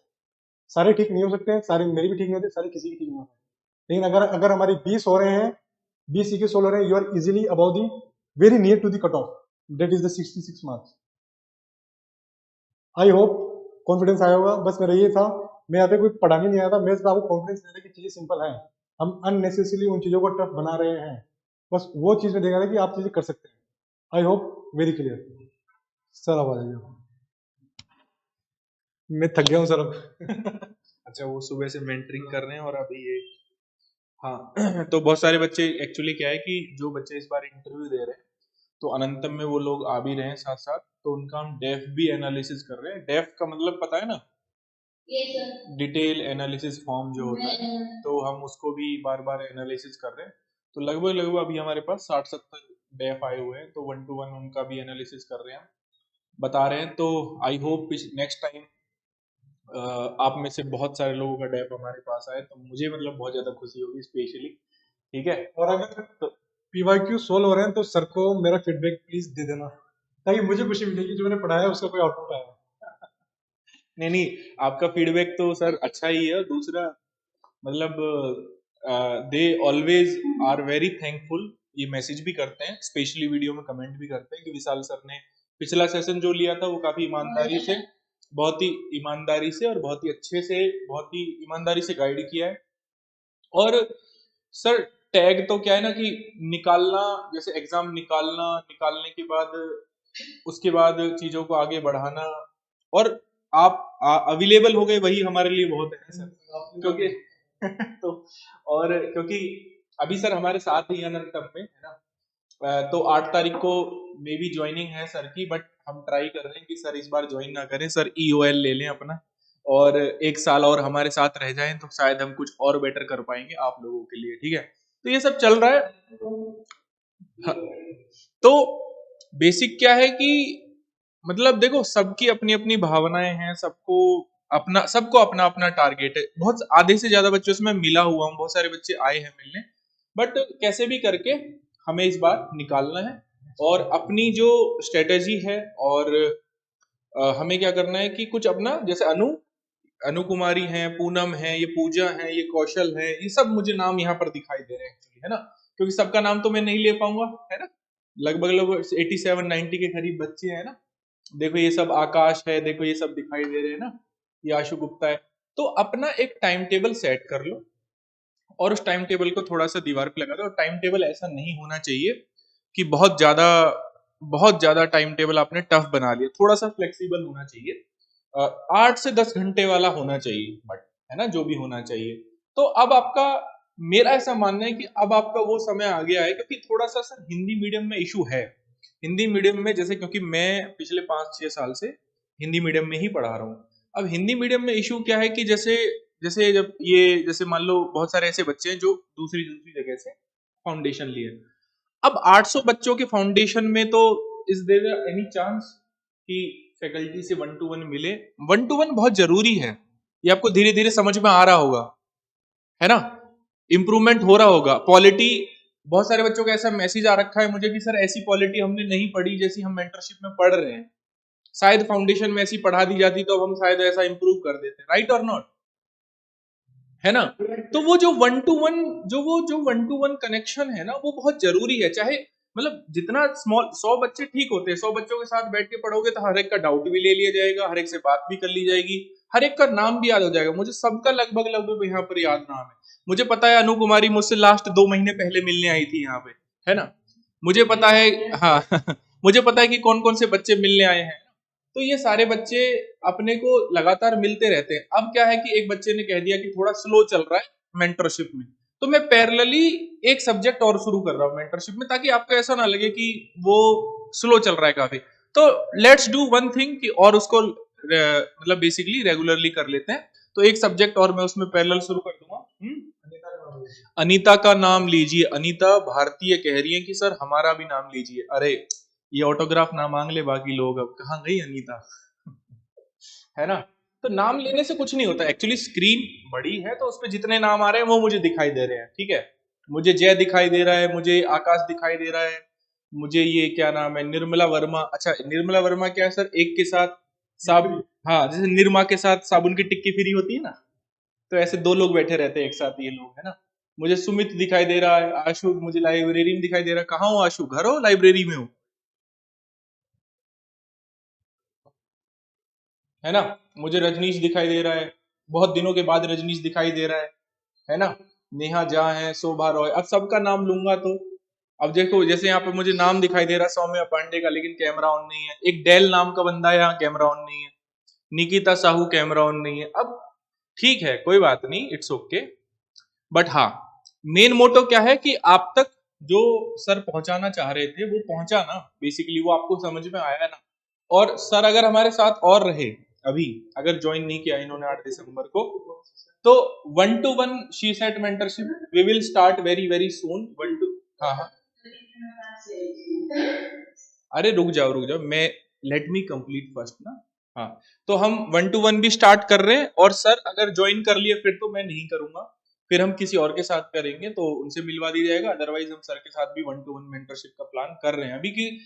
C set को क्वालिफाई करना एक बड़ा गेम हो रखा है। एक मेंस तभी तो लिखोगे जब प्रीलिम्स क्लियर होगा, अदरवाइज आपके वो जो मेंस के नोट्स हैं, जो आपने हिंदी साहित्य ऑप्शनल पढ़ के, जो आपने एकदम 4-4 रजिस्टर ऊंचे रजिस्टर बना रखे हैं, शॉर्ट नोट्स अलग से बना रखे हैं, रट रखी है चीजें, है ना।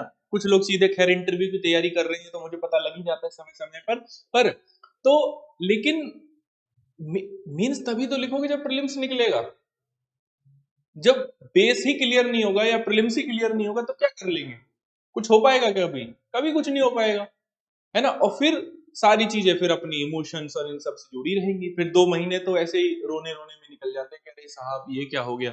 और देखो मेहनत आप सब कर रहे हो, लेकिन शायद हम उस लेवल की मेहनत नहीं कर रहे कि हम सेकंड स्टेज पे जा पाए, शायद हम उस लेवल की मेहनत नहीं कर रहे कि थर्ड स्टेज पे जा पाए, है ना। अभी अभी मतलब एक अभी जैसे सर ने मेंस लिखा था ये वाला भी, सर ने इसे पिछली बार सर की रैंक आ गई थी, लेकिन इस बार जो सर ने मेंस लिखा अभी इंटरव्यू कॉल नहीं हुआ, इट इज ओके, सर के पास अभी भी अटेम्प्ट बचे हुए हैं। हाँ ये तो अब सिलेक्शन के बाद ऐसा होता है ना कि एक सिक्योरिटी आ गई है कि अब ठीक है, अब ज्यादा चिल में दिया जाएगा एग्जाम। तो अगला एग्जाम थोड़ा सर सीरियस होकर देने की सोच रहे हैं, ये वाला ऐसे दे दिया। तो मैं चाहता हूं सर आप इन बच्चों के साथ दें, और इनमें से जो बच्चे निकलेंगे तो ऑफ कोर्स मतलब ये हमेशा फिर आपको याद रखेंगे, है ना। तो किसी एक की भी लाइफ, अगर मान लो बहुत सारे बच्चे इनकी लाइफ चेंज होती है, देन ऑफ कोर्स। यस, कौन बोल रहा है? तो यही है, और करते रहिए, फिर भी मौका लगेगा तो फिर मिलवा देंगे, कोई दिक्कत नहीं, कहीं नहीं जा रहे। और जो भी आसपास हैं वो आ ही सकते हैं, उनके लिए हमेशा ओपन है ही मामला। नोएडा वाले लोग मेट्रो पकड़ के आ ही सकते हैं, ठीक है। चलिए ठीक है, अभी 6 बजे फिर मिलेंगे, ठीक है। एक दिन में कितना टाइम देना है सर? अभी तो क्योंकि नवंबर चल रहा है तो अभी एक डेढ़ घंटे या 2 घंटे, 2 घंटे कर लेते हैं इनके लिए थोड़ा सा। हाँ, 1 से 1.5 घंटे 2 घंटे के टाइम दे देना है, अपना बना लो कुछ, सुबह मॉर्निंग में बना लो या शाम को सोते हुए बना लो, शाम का बना लेते हैं, सोते हुए टाइम थोड़ा सी सेट कर लो बैठ के, है ना, नींद अच्छी आएगी, क्योंकि उसी जैसे ही 2 पेज सॉल्व करेंगे उसके बाद तुरंत नींद आएगी ना। तो हाँ, ऐसा कर सकते हैं, 1.5 से 2 घंटे आप अभी धीरे धीरे डाइवर्ट होते चले जाओ, कि अब धीरे धीरे थोड़ा थोड़ा ऐसा पोर्शन पढ़ते चले जाओ, और फिर 1 जनवरी को तो सब पार्टी करोगे, है ना, तो ये तो मुझे पता ही है। तो 2 जनवरी से हम पूरे तरीके से शिफ्ट करेंगे अपने आप को प्रीलिम्स में, और फिर प्रीलिम्स की ही पूरा ध्यान प्रीलिम्स का रखेंगे, ठीक है। Okay everyone, bye, take care. अब हम मिलेंगे 6 बजे। यस सर ये नेगेटिव कॉम्प्रिहेंशन एक किसने मैंने तीन पे है के भी सर ने एक किसने समझाया, बट पेट ऑफ सीवाई की था तो जिस लैंग्वेज में, जिस भी लैंग्वेज में आपको समझ में आए, मतलब सर का क्योंकि इंग्लिश मीडियम रहा है तो it is very easy for him कि बहुत अच्छे से आपको वो चीज पहुंचा पाए, है ना। शायद हिंदी पढ़ने में, हिंदी कंपलसरी था आपका, हिंदी कंपलसरी में इन्होंने हिंदी पढ़ने के लिए भी कुछ ना कुछ हिंदी में पढ़ा था, बट हाँ 75 नंबर लाने होते तो ले आए थे, जैसे तैसे करके आ गए थे बस। हाँ, इतनी बुरी हिंदी नहीं है सर, राजस्थान से हैं तो इतनी बुरी हिंदी है नहीं, तो चल गया था काम, ठीक है। तो हो जाएगा, डोंट वरी, अब लगातार मिलते भी रहेंगे, फिर और मिलवा देंगे दोबारा, यहीं पे है, घर का ही मामला है। कोई भी दिक्कत हो सबको मैसेज कर देंगे, है ना, कोई भी, ठीक है, एक क्लोज इन्वायरमेंट है अपना, एक ही बात है, ठीक है।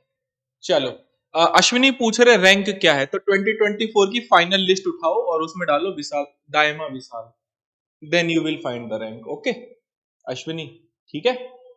चलो, thank you so much everyone, God bless you all. 6 बजे मिलते हैं लाइव करंट अफेयर की क्लास में, गॉड ब्लेस यू।